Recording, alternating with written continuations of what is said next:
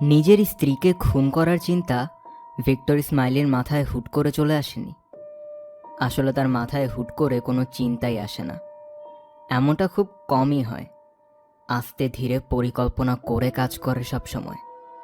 কোনো কাজে কখনোই একটার বেশি পদক্ষেপ ফেলে না, একটু একটু করে আগায়ও। সত্যি বলতে কোনো কিছুর সম্ভাব্য সব রকম উপায় নিয়ে না ভেবে কোনো সিদ্ধান্তও নেয় না সে। এই আচরণের কারণে তার স্ত্রী জোয়ান প্রায়ই ক্ষেপে যায়। নাক ডাকা শুনলে যতটা রাগ হয়, এই আচরণ দেখলেও ঠিক ততটাই রেগে যায় তার স্ত্রী। একদিন মজা করে তার স্ত্রী বলেছিল সে মারা গেলে তার কবরের ফলকে একটু একটু করে কথাটা খোদাই করে লিখে দেবে। সাথে এটাও বলেছিল সে সে হয়তো মরবেও একটু একটু করেই। ভিক্টরের বয়স 42, মাথায় টাক পড়ে গেছে প্রায়, কেবল চাঁদের ওপর অল্প কয়েকটা চুল আছে, পেট মোটা ভুঁড়িওয়ালা শরীর তার। জোয়ানের বয়স 40, দেহ স্থূলকায়, থুতনিতে ভাঁজ পড়ে গেছে। প্রথমবার দেখার সময় ভিক্টরকে বেশ আকর্ষণীয় আর সুদর্শন মনে হয়েছিল জোয়ানের কাছে, আর ভিক্টরের কাছে জোয়ানকে আবেদনময়ী এক রমণী বলেই মনে হয়েছিল। ব্রাইটনের নিরিবিলি অঞ্চলের ছোট একটা বাসায় থাকে ওরা। ওদের বাসা থেকে সামনের উপত্যকার দৃশ্য দেখা যায়। সাউথ টাউন হিলের সবুজ ঢালগুলোর সৌন্দর্য অনায়াসে উপভোগ করতে পারে। যদি ওরা দুজন বাসায় একসাথে থাকলে বেশিরভাগ সময় ঝগড়ায় মেতে থাকে, আর যখন নিজেদের মাঝে ঝগড়া হয় না তখন প্রতিবেশীদের সাথে ঝগড়া করে।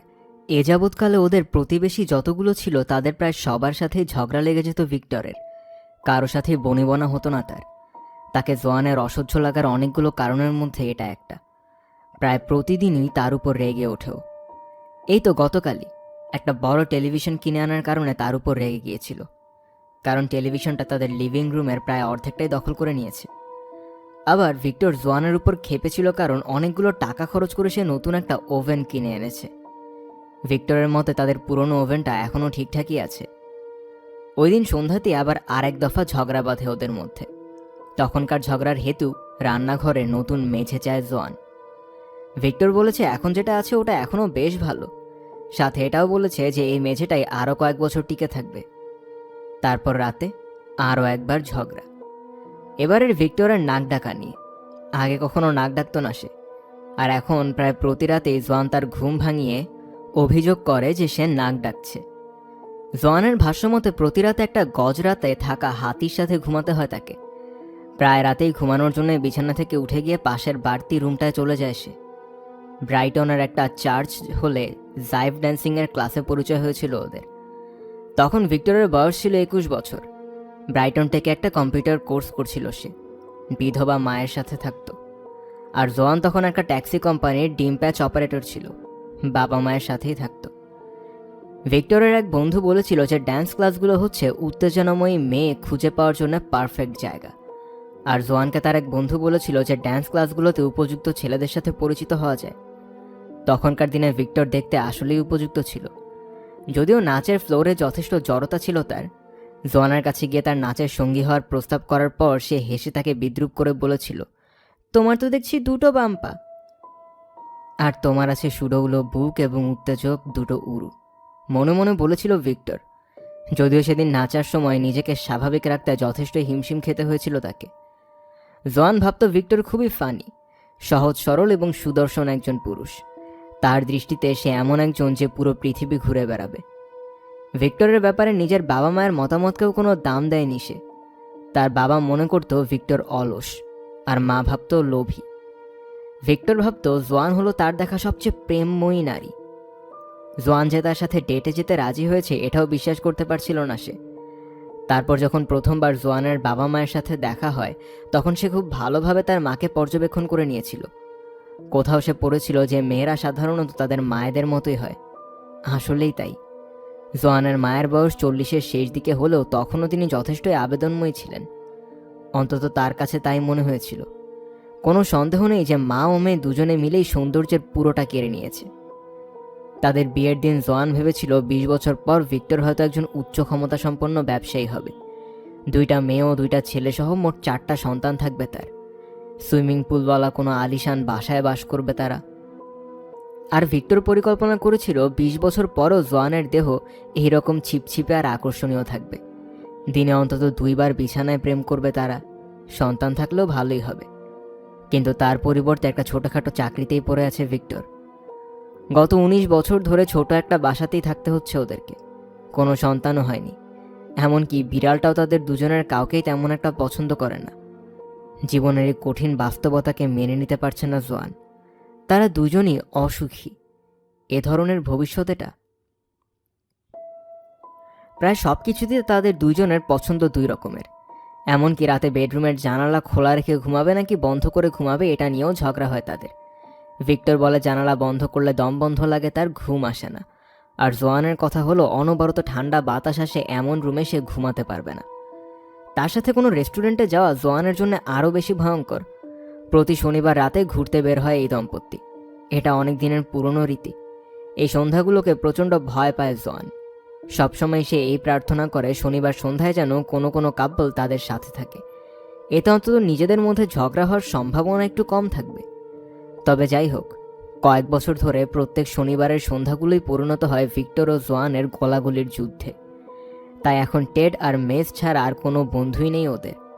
সত্যি বলতে টেড মেজদেরও অন্য কোনো বন্ধু নেই। প্রতি রেস্টুরেন্টে মেনু পড়তে পড়তে লম্বা সময় পার করে দেয় ভিক্টর। তারপর ওয়েটারকে দিয়ে প্রত্যেকটা আইটেম সম্পর্কে বিস্তারিত বর্ণনা করায়। এরপর তালিকার বাইরের খাবার অর্ডার করে। প্রায় প্রতিবারই একই আইটেম অর্ডার করে, বাগদা চিংড়ির ককটেল এবং সাথে মাংস ও চিপস। একমাত্র এই খাবারটাই খেতে পছন্দ করে সে। রেস্টুরেন্ট থেকে এটা দিতে না পারলে ওয়েটারকেও কটু কথা শোনাতে হয়। বাসায় যেসব খেতে পাই না বাইরে এসে ওইসবই তো খাওয়া উচিত, জোরে জোরে উচ্চারণ করে বলে ভিক্টর। মেস টেডরা সাথে থাকলে আরও বাজে বাজে কিছু কথাও যোগ করে সে। এসব শুনে লজ্জায় লাল হয়ে যায় জোয়ান। ওয়েটারের কাছে ক্ষমা চায়। বেশিরভাগ সময় এটাও বলতে চায় যে আমি দুঃখিত যে আমি এখন এই বেঢপ বিশ্রী আর স্যুটটাই পরিহিত টাক পরা মোটকু লোকটার সাথে আছি। যখন বিয়ে করেছিলাম তখন কিন্তু সে অনেক ছিপছিপে আর সুদর্শন ছিল। তবে কখনো এই সুন্দর শব্দগুলো উচ্চারণ করার সাহস হয় না তার। এর পরিবর্তে স্বামীর দিকে হিসিয়ে উঠে বলে, এইবার একটু অন্য কোনো কিছু খাওয়ার চেষ্টা করে দেখো, অন্তত একবারের জন্য অন্য কিছু খাও। দেখছি না, কারণ আমি এটাই পছন্দ করি। সবসময় জবাবে এটাই বলে সে। আমি যেটা পছন্দ করি না তেমন কিছু খাওয়ার ঝুঁকি নেব কেন? এতে তো আমি মরেও যেতে পারি। ওহ খোদা, প্লিজ মরেই যাও। প্রায়ই মনে মনে এই কথাটাও বলে জোয়ান। বই পড়া এবং টেলিভিশন দেখা নিয়েও এরকম একরোখা ভিক্টর। সে শুধু গোয়েন্দা গল্পই পড়ে এবং টেলিভিশনে কেবল গোয়েন্দা সিরিজগুলোই দেখে। শার্লক হোমস তার পছন্দের চরিত্র। শার্লক হোমসের সবগুলো বই কয়েকবার করে পড়েছে। শার্লক হোমস নিয়ে নির্মিত প্রতিটি মুভি ও টিভি সিরিজও দেখেছে সে। শার্লক হোমস চরিত্রে যারা অভিনয় করেছে তাদের মধ্যে ব্যাসিল রাথবোন তার সবচেয়ে পছন্দের অভিনেতা। তার দৃষ্টিতে এই চরিত্রের জন্য ব্যাসিল রাথবোনই উপযুক্ত। প্রায় সব কিছু নিয়ে আলাদা একটা দৃষ্টিভঙ্গি আছে ভিক্টরের, এমনকি ড্রাইভিং নিয়েও। সে কখনোই গাড়ি চালানোর সময় কথা বলে না, কারণ এটা বিপজ্জনক। জোয়ানকে বারবার বলেছে সেই কথাটা। গাড়ি চালানোর সময় প্রতিবারই জোয়ান তাকে বলে আস্তে চালাও। তখনই সে খেকিয়ে উঠে বলে, চুপ করো গর্ধব মহিলা, তুমি কিভাবে আশা করো যে গাড়ি চালাতে চালাতে তোমার সাথে আমি কথা বলবো? বাসায় সিগার খায় ভিক্টর। কোনো এক অজানা কারণে তার কাছে সিগার খাওয়াকে বিপজ্জনক মনে হয় না। সিগারেট অবশ্যই খারাপ, কিন্তু সিগার না, এই ব্যাপারে তার মতবাদ এটাই। জোয়ান অভিযোগ করে বলেছিল যে তার শ্বাসের ঘ্রাণ ড্রাগনের মতো। তবে এটা নিয়েও অতটা দুশ্চিন্তা নেই তার। সম্পর্কের শুরুর দিকে যখন তারা বিছানায় ভালোবাসা প্রকাশ করত তখন শ্বাসের ঘ্রাণ নিয়ে কোনো সমস্যা ছিল না জোয়ানের। সে প্রায়ই বলতো যে ভিক্টর হলো অত্যন্ত কামুকে একটা প্রাণী এবং ভিক্টরের ঘ্রাণযুক্ত এই শ্বাস ভালো লাগে তার। তবে পরবর্তী সময়ে এটা পাল্টে গেছে। সবচেয়ে খারাপ অবস্থা হতো রবিবার সকালে, কারণ শুক্রবারের পর আর দাড়ি কামাতো না ভিক্টর। আর জোয়ান অভিযোগ করে বলতো যে আগুন খেকো এক সজারুকে বিয়ে করেছে সে। তবে ব্রাইটনের কিটেন পার্লারের সুন্দরী মেয়েরা কখনোই সিগারের ঘ্রাণ নিয়ে অভিযোগ তোলেনি ভিক্টরের কাছে। সম্ভাব্য সব রকম এভাবেই তাকে খুশি করে এই মেয়েগুলো। প্রতিবারই পার্লার থেকে বাসায় ফিরে এসে দেখে যে বিছানায় তার মোটা স্ত্রী ঘুমাচ্ছে। দিন দিন আরও মোটা হচ্ছে মহিলাটা। তার পাশে গিয়ে শুয়ে গোয়েন্দা গল্প পড়তে শুরু করে ভিক্টর। মাঝে মধ্যে ওয়েবসাইটে দেখা বিষয়গুলো নিয়ে ভাবে, আর প্রতি রাতেই একটা আনন্দময় ভবিষ্যতের স্বপ্ন দেখতে দেখতেই ঘুমিয়ে পড়ে সে। ভিক্টরের প্রথম কাজটা ছিল ব্রাইটনের কাছাকাছি একটা ফার্মে। ওই ফার্মে গাড়ি মেরামত ইন্ডাস্ট্রির জন্য রং তৈরি করত। রং তৈরির প্রক্রিয়াতে সায়ানাইড নামক একটা বিষাক্ত বিষ ব্যবহার করতে হতো। একদিন রাতে ওভারটাইম করার সময় এক বোতল সায়ানাইড চুরি করে সে। বহু বছর ধরেই বাগানের সরঞ্জাম রাখার ছাউনিতে কীটনাশক মারার বিষের পাত্রের আড়ালে বোতলটা লুকিয়ে রেখেছে। ইদানিংকালে জোয়ানের আচরণে ত্যক্ত বিরক্ত হয়ে গেছে সে। মাঝে মধ্যেই ছাউনিতে বসে বোতলটার দিকে তাকিয়ে থাকে। জোয়ানের উপর বিষটা প্রয়োগ করার স্বপ্ন দেখে। স্ত্রীকে খুন করার ইচ্ছাটা তার মধ্যে একদিনে তৈরি হয়নি, এমনকি 1 মাস বা 1 বছরেও না। প্রায় 2 বছর ধরেই পরিকল্পনা করছে সে। তারপরও একটা ব্যাপার এখনও অজানা তার। সে জানে না ঠিক এই 2 বছর ধরেই জোয়ানও তাকে খুন করার পরিকল্পনা করছে। একটু খেয়াল করলেই লক্ষণগুলো চোখে পড়ত ভিক্টরের। একটু একটু একটু করে জমা হচ্ছিল সবকিছু। তাদের বিবাহিত জীবন তিক্ত হয়ে গেল যখন জোয়ান বাচ্চা জন্ম দিতে ব্যর্থ হলো। কয়েক বছর ধরে অনেক চেষ্টা করেছে ওরা। প্রথম দিকে কাজটায় মজাই পাচ্ছিল, তারপর শুরু করলো ডাক্তার দেখানো। সমস্যা হলো ভিক্টরের স্পার্ম কাউন্ট অনেক কম, আর জোয়ানের মিউকাসও সেটা নেয়ার প্রতিকূল। ওরা দুজন দুজনকে দোষারোপ করেছিল এটার জন্যে। জোয়ান ভিক্টরকে বিদ্রূপ করে বলতো যে সে সত্যিকারের পুরুষ না। টিটকারি দিয়ে বলতো সত্যিকারের পুরুষের পুরুষাঙ্গটা ঠিকমতো কাজ করে।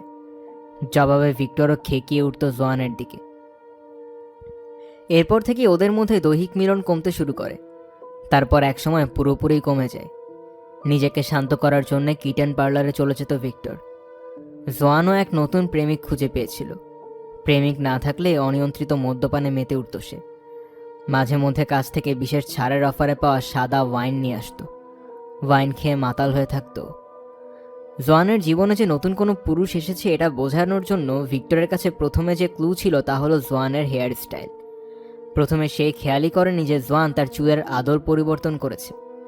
সত্যি বলতে সে মুটিয়ে যাওয়ার পর থেকে ভিক্টর ওর দিকে তেমন একটা তাকায়ই না। একদিন বিয়ারের ক্যান হাতে নিয়ে টেলিভিশনের সামনে বসেছিল ভিক্টর। টিভিতে মার্ডার অ্যাট দ্য ভিসারেজের মিস পারমলকে দেখা যাচ্ছিল।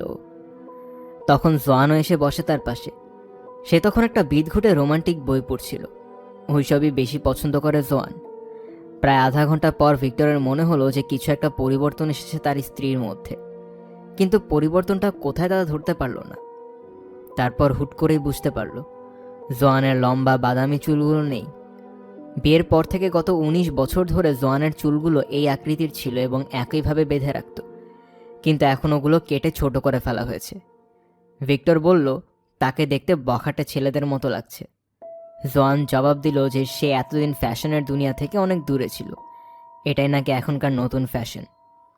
দ্বিতীয় ক্লুটা হলো নতুন নতুন অন্তর্বাস কিনতে শুরু করেছে জোয়ান।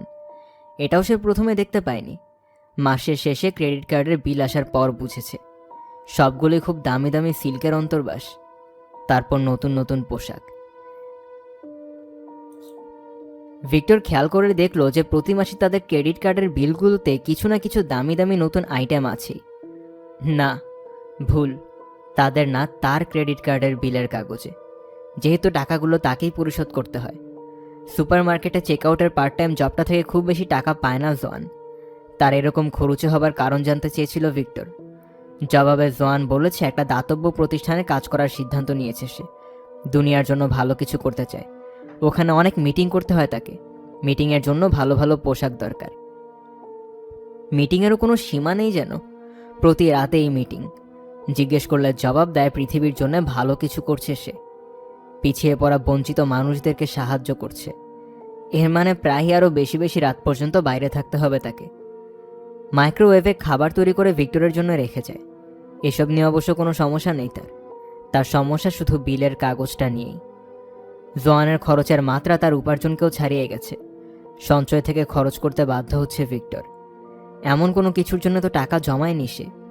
সঞ্চয়ের টাকা দিয়ে জোয়ানের জন্য নতুন পোশাক কেনার চেয়ে আরও ভালো কিছু করার প্ল্যান করে রেখেছিল সে। জোয়ান একদিন তার মাথায় হাত বুলিয়ে দিতে দিতে বলেছিল যে তাদের দুজনের পছন্দ আলাদা আলাদা হয়ে ভালোই হয়েছে। ভিক্টর বাসায় বসে টেলিভিশনে গোয়েন্দা ফিল্ম সিরিজ উপভোগ করার সময় বিশ্বকে বাঁচাবার জন্য বাইরে ঘুরতে পারবে সে। খরচের দিকটা বাদে প্রথম দিকে ঠিকঠাকভাবেই চলছিল সব। ইংল্যান্ডের নবম বৃহৎ ডিমের বাক্স নির্মাণকারীর প্রতিষ্ঠান স্ট্যানলি স্মিথ অ্যান্ড সন্সের আইটি ম্যানেজার ভিক্টর। জোয়ান সন্ধ্যায় ব্যস্ত থাকায় প্রায় অফিস থেকে বেরিয়ে কোনো সারাইখানায় গিয়ে ইচ্ছে মতো মদ পান করতে পারে। সপ্তাহে 2 বার অতিরিক্ত মদ্যপ হয়ে সিলোডো স্ট্রিটের কিটেন পার্লারে ঢু মারে। নিজের দেহকে শান্ত করে আবার ফিরে আসে বাসায়। তারপর আবারও মোর্স বা পৈরেটের কোনো একটা পর্ব দেখে খানিকটা পরিতৃপ্তির ঢেকুর তোলে। কিটেন পার্লারের একটা মেয়ে ভিক্টরকে খুব আগ্রহী করে তুলেছে। মেয়েটার নাম ক্যামিলা। জট পাকানো সোনালি চুল মেয়েটার, পাতলা সরু দেহ। মেয়েটা ভিক্টরকে বলেছে তার বয়ফ্রেন্ড ক্যাসপারের কাছ থেকে ব্রাইটনে পালিয়ে এসেছে সে। হারামজাদারা নাকি পেটাতো মেয়েটাকে। ছোট্ট রুমে গোলাপি চাদরের বিছানায় আনন্দ উপভোগের পর পাশে শুয়ে মেয়েটার সব গল্পই শুনেছে ভিক্টর। এক রাতে আনন্দ উপভোগের পর ভিক্টর জানায় ক্যামিলাকে সাহায্য করবেও। ক্যামিলা জানিয়েছে ভিক্টরকে সে পছন্দ করে, তার সাথে নিরাপদ বোধ করে, তার পুরুষালী ভাবটা অনেক পছন্দ তার। ব্রাইটনের নতুন জীবন শুরু করার জন্য ক্যামিলাকে আরও টাকা দিতে চায় সে। মেয়েটার গুন্ডা বয়ফ্রেন্ড ক্যাসপারের হাত থেকে নিরাপদে রাখতে চায়। ক্যামিলাকে সাথে নিয়ে নতুন জীবন শুরু করতে চায় সে। প্রতিবারই কিটেন পার্লারে গেলে ক্যামিলা তাকে বলে ভিক্টরের সাথে নতুন জীবন শুরু করা হবে তার কাছে স্বর্গতুল্য। এটা শুনে খুশি হয়ে সে প্রতিবারই মোটা অঙ্কের টাকা বকশিস দিয়ে আসে। এজন্যই টাকা নিয়ে দুশ্চিন্তা আরও বাড়ছে ভিক্টরের। ইদানিং বাড়ি বন্ধকের টাকা দিতে গিয়েও হিমশিম খেতে হচ্ছে তাকে। ওভারড্রাফটের পরিমাণও বেড়ে গেছে, কারণ গৃহস্থালির জন্য আরও বেশি টাকা দাবি করছে জোয়ান। নতুন অন্তর্বাস, পোশাক ও হেয়ার ড্রেসারের পেছনে তার টাকা উড়ানোর পরিমাণ দিন দিন বাড়ছেই। এতদিন পর্যন্ত সব ঠিকঠাকই ছিল, কারণ ব্যাংকের ম্যানেজার টাকা তুলতে সাহায্য করেছিল ভিক্টরকে। কিটেন পার্লারে লোকটার সাথে অপ্রত্যাশিত দেখা হয়ে যাওয়ার পর থেকেই লোকটার কাছ থেকে সাহায্য পাচ্ছিল খুব। এখন ওই লোকটাও চলে গেছে। অ্যাকাউন্ট শূন্য হয়ে যাওয়ায় নতুন ম্যানেজার তাকে আর কোনো টাকাও দিতে রাজি না। এখন তার সামনে দুটো পথ: কিটেন পার্লারে যাওয়া কমাতে হবে এবং ক্যামিলাকে মোটা বকশিস দেওয়া যাবে না, অথবা জোয়ানের টাকা উড়ানো বন্ধ করতে হবে। কোন পথ বেছে নেবে তা নিয়ে তেমন ভাবতে হলো না তাকে। জোয়ানকে না জানিয়ে তাদের যৌথ ক্রেডিট কার্ডটা বাতিল করে দিল সে। রাতে জোয়ান বাসায় এসে অনেকক্ষণ চেঁচিয়েছিল, বলেছিল বুট কিনতে গিয়ে দেখে তার ক্রেডিট কার্ডটা নিচ্ছে না। জীবনে নাকি আর কখনো এত অপমানিত হয়নি সে। ভিক্টরকে মোটা, অলস, গর্ধব বলে গালাগালি করেছে।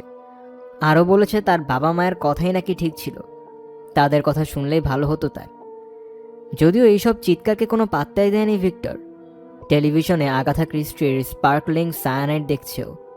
ভেবেছে জোয়ানকে এক গ্লাস সায়ানাইড খাইয়ে দিলে কেমন হয়, মেঝেতে লুটিয়ে পড়ে কোকাতে কোকাতে মারা যাবে, যেমনটা এখন টেলিভিশনের অভিনেত্রীটা করছে। যদিও সে জানে না যে ঠিক ওই মুহূর্তে জোয়ানও একই কথা ভাবছিল তাকে নিয়ে। ডন ব্যাক্সটার ট্যাক্সি চালক হওয়ায় তার স্ত্রী কখনোই জানতে পারে না যে সে কোথায় আছে। এই কারণেই গত 3 মাসের বেশিরভাগ সময় নির্ঝঞ্ঝাটে জোয়ানের সাথে বিছানায় কাটাতে পেরেছে সে। দিনে রাতে প্রায়ই একসাথে থাকতো তারা। ব্রাইটনে এক বন্ধুর বাসায় জোয়ানের সাথে পরিচয় হয়েছিল ডনের। জোয়ানকে আরও একবার নতুন করে তারুণ্যের স্বাদ দিচ্ছে সে। দ্বিতীয় মেয়েটা জন্মের পরপরই ডনের স্ত্রীর কামুকে ভাবটা কমে আসে। 12 বছর ধরে এক ধরনের অপূর্ণতার মধ্যে থাকতে হয়েছে তাকে। জোয়ানকে পেয়ে ওই সময়টুকু পুষিয়ে নিচ্ছেও। হিসেব করে দেখলো যে জোয়ানের সাথে 3 মাসেই 12 বছরের সেই অপূর্ণতা পূরণ হয়ে গেছে। যদিও জোয়ানকে খুব বেশি সময়ের জন্য কাছে পায় না সে, একইভাবে জোয়ানও পায় না তাকে। তার স্থূলকায় শরীরটা বেশ পছন্দ করে ডন। সব দিক থেকে তার জন্য জোয়ান খুবই ম্যাচিউর। ডন একজন দীর্ঘকায় মানুষ, সব দিক থেকেই।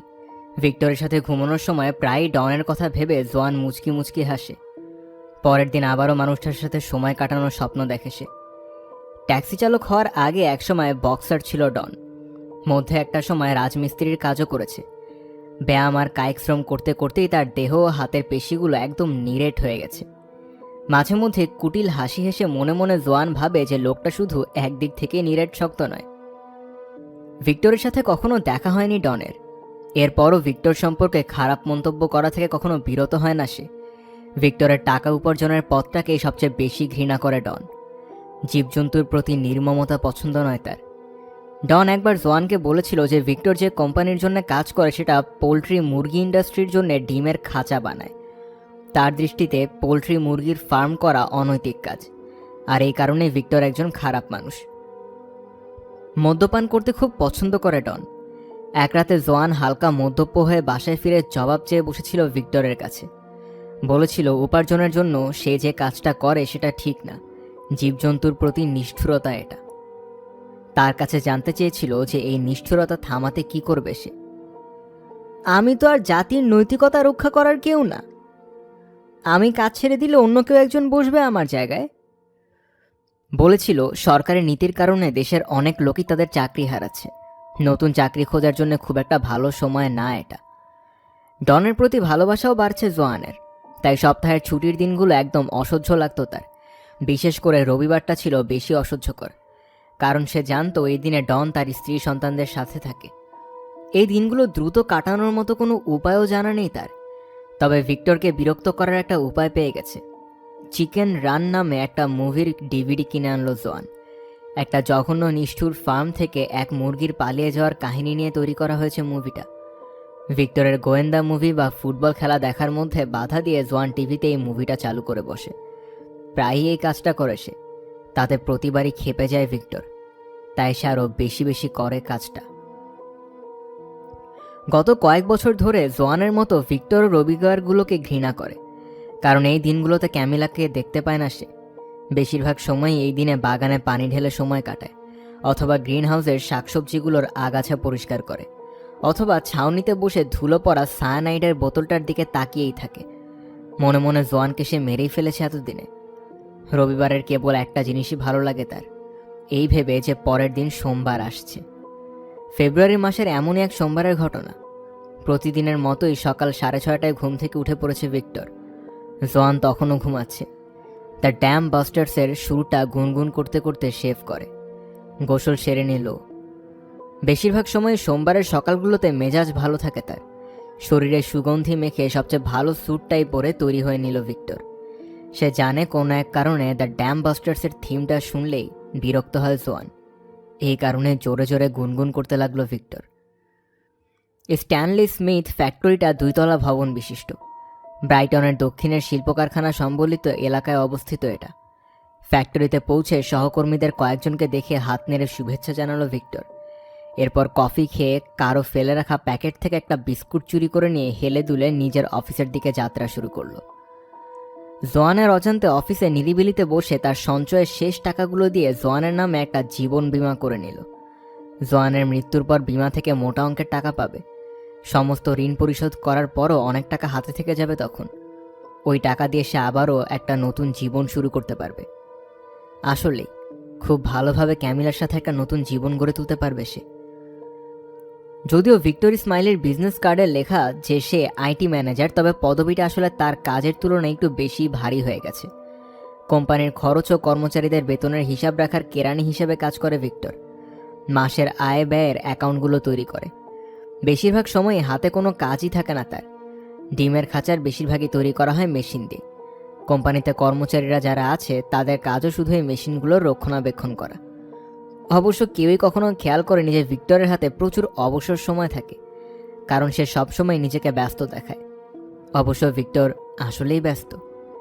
দিনের বেশিরভাগটা সময় ইন্টারনেটে বিভিন্ন প্রতিবেদন পড়ে কাটায়ও। তার পরিকল্পনার সাথে সম্পৃক্ত প্রতিবেদনগুলোও ঘেঁটে দেখে। এই তো তখন জীবন বীমা কোম্পানিগুলোতে জালিয়াতির ঘটনাগুলো সম্পর্কে পড়ছিল। ঘটনাগুলো পড়ে ভিক্টর এটা বুঝতে পেরেছে যে বীমা কোম্পানিগুলো আসলে অতটা গবেট না। যদি কোনো স্বামী তার স্ত্রীর নামে বড় অঙ্কের কোনো বীমা করে থাকে এবং স্ত্রী যদি এর কয়েক সপ্তাহ পরেই মারা যায়, তাহলে কোম্পানিগুলো এটা নিয়ে তদন্ত করে।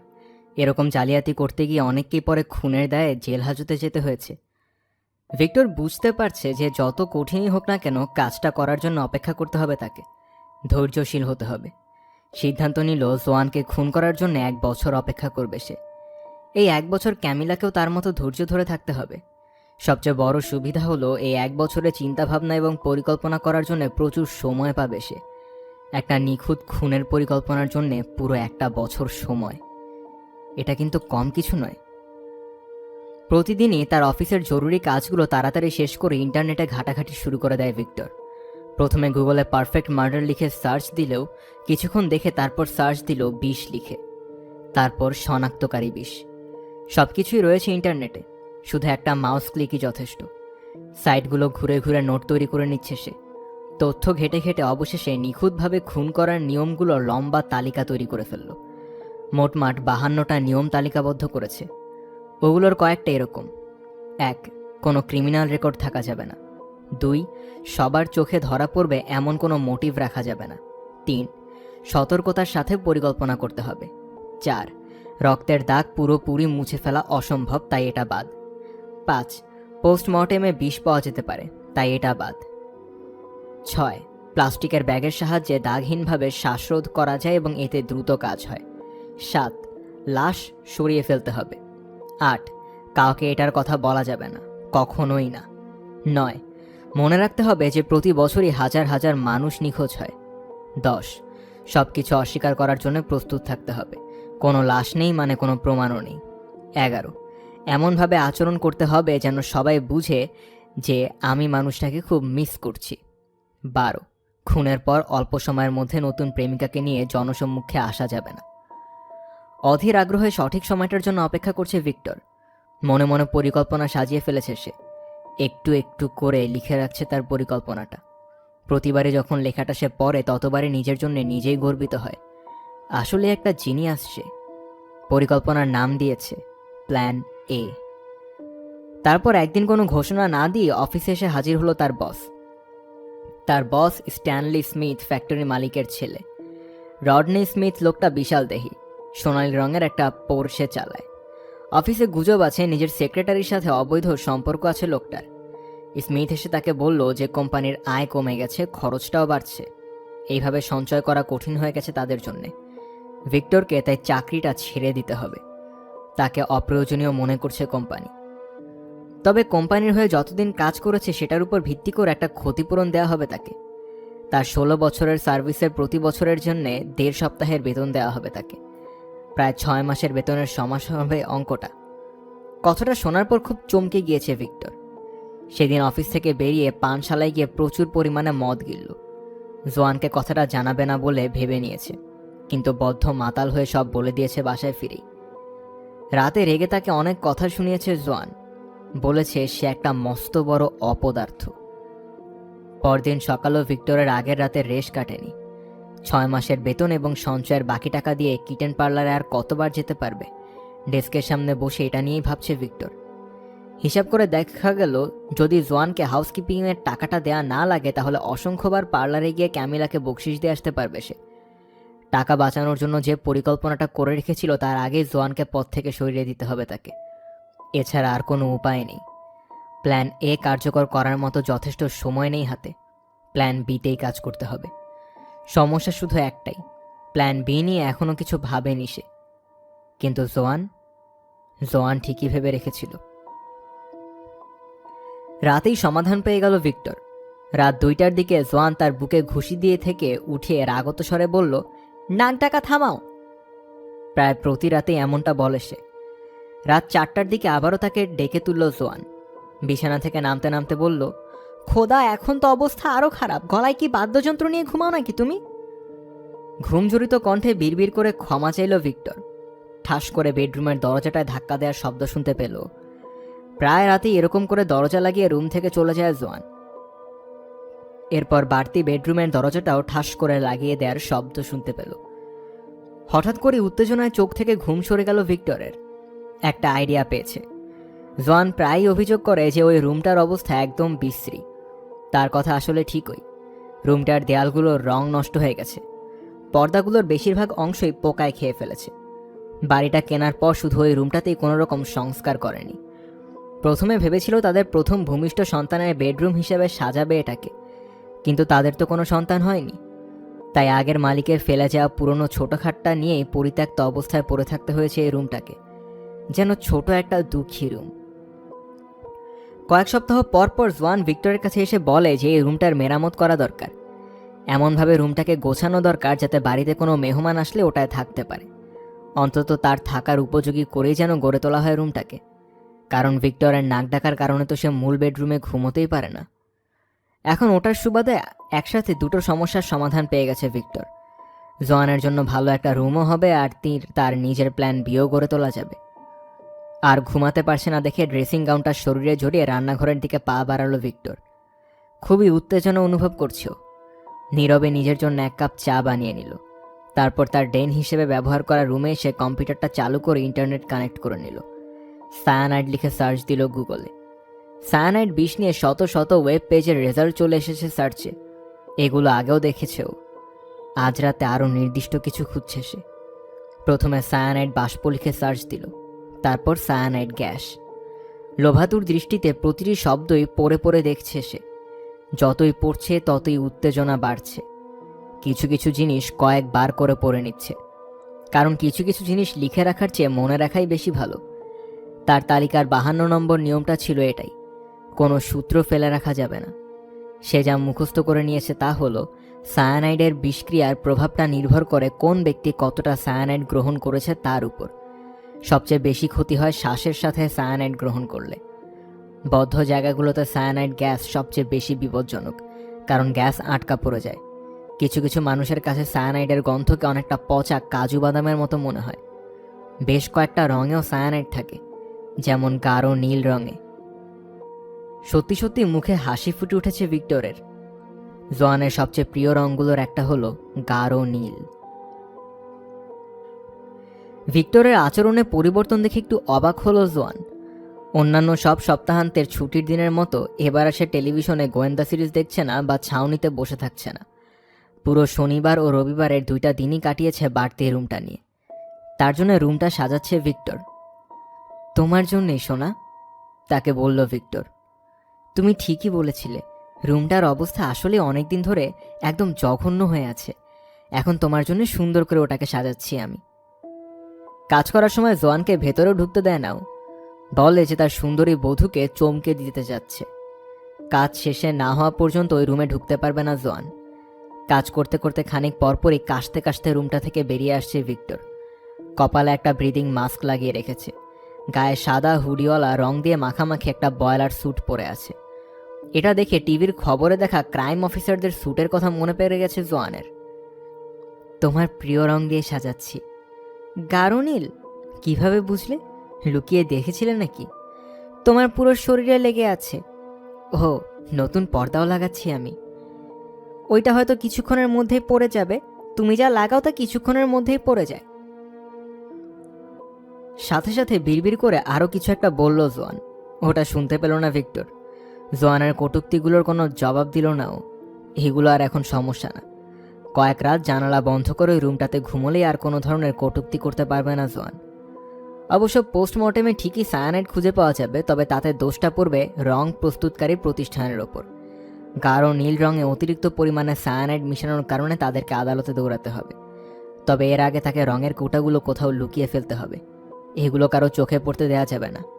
এই কাজটা করা অবশ্য খুব একটা কঠিন না তার জন্যে। রবিবার রাতে কাজ শেষ করে রুমের জানালাটা খোলা রাখে ভিক্টর। জোয়ানকে বলল রং শুকানোর জন্য জানালা খুলে রাখতে হয়েছে। পরের রাতে পুরোপুরি শুকিয়ে যাওয়ার কথা।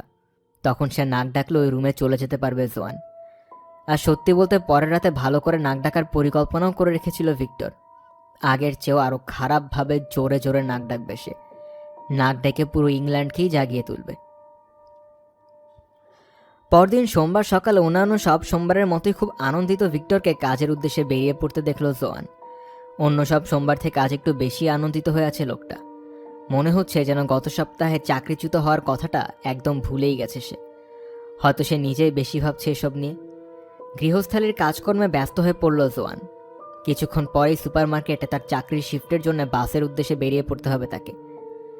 ভিক্টরের মতো তাকেও তো একটু ভালো আচরণ করতে হবে। তাই ধোয়ার জন্য ভিক্টরের সব জামা কাপড় একত্র করে নিল। তবে লোকটার রং মাখা বয়লার স্যুটটা না পেয়ে একটু অবাক হলো সে।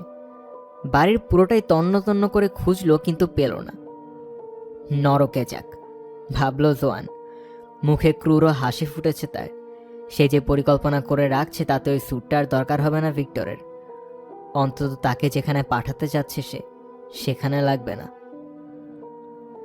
প্রত্যেকটা মানুষের একটা দুর্বলতা থাকে। ভিক্টরের দুর্বলতা হলো ডায়াবেটিস। সুগারের পরিমাণ অতিরিক্ত হলেই ঘুমে ঢলে পড়ে সে। তারপর হাতির মতো নাক ডাকে, যার কারণে সারা রাত আর ঘুমাতেই পারে না জোয়ান। তার পরিকল্পনাটা খুবই সহজ। তার কাজ শুধু এইটুকু যে ভিক্টরের নিডেলে ইনসুলিনের পরিবর্তে সুগার ভরে রাখতে হবে। এতে করে ঘুমে লটিয়ে পড়বে ভিক্টর। গভীর এক ঘুম। ঘুমন্ত অবস্থায় ভিক্টরের শরীরে আরও সুগার ইনজেক্ট করবে সে। তারপর আরও। ভিক্টরের নাক ডাকা বন্ধ না হওয়া পর্যন্ত করেই যাবে, তার শ্বাস থেমে যাওয়ার আগ পর্যন্ত করেই যাবে। এমন পরিকল্পনা করে রেখেছিল জোয়ান, একদম নিখুঁত পরিকল্পনা। শেষবারের মতো অফিস থেকে কাজ করে সন্ধ্যায় বাসায় ফিরে কিছুটা চমকে গেল ভিক্টর। তার বাড়তি চাবি দিয়ে বাসায় মূল দরজাটা খোলার পর দেখে তার সামনে প্রায় অর্ধনগ্ন হয়ে দাঁড়িয়ে আছে জোয়ান। পরনে শুধু কালো অন্তর্বাস আর পায়ে উঁচু হিলের লাল জুতো। গা থেকে পারফিউমের কড়া গন্ধ আসছে। ঠান্ডা লাগে না তোমার? ফেব্রুয়ারির মধ্যভাগ এখন। আমি ভাবলাম তুমি হয়তো আমার কাছ থেকে আনন্দ পেতে চাচ্ছিলে। সত্যি বলতে না। কিডেন পার্লার থেকে যে একটু আগে সব রকমের আনন্দ পেয়ে এসেছে সেটার উল্লেখ করলো না। বিয়ার দরকার আমার। তোমার তো ঠান্ডা লাগছে, কাঁপছো দেখছি। তোমাকে গরম করতে পারবো আমি? আমি গরমই আছি, তোমাকে নিয়ে দুশ্চিন্তা হচ্ছে শুধু। আমাকে বলো তো, যদি কাল সকালে তোমাকে ফাঁসিতে ঝুলানো হয় তাহলে মৃত্যুর আগে শেষবারের মতো কি খেতে চাইবে তুমি?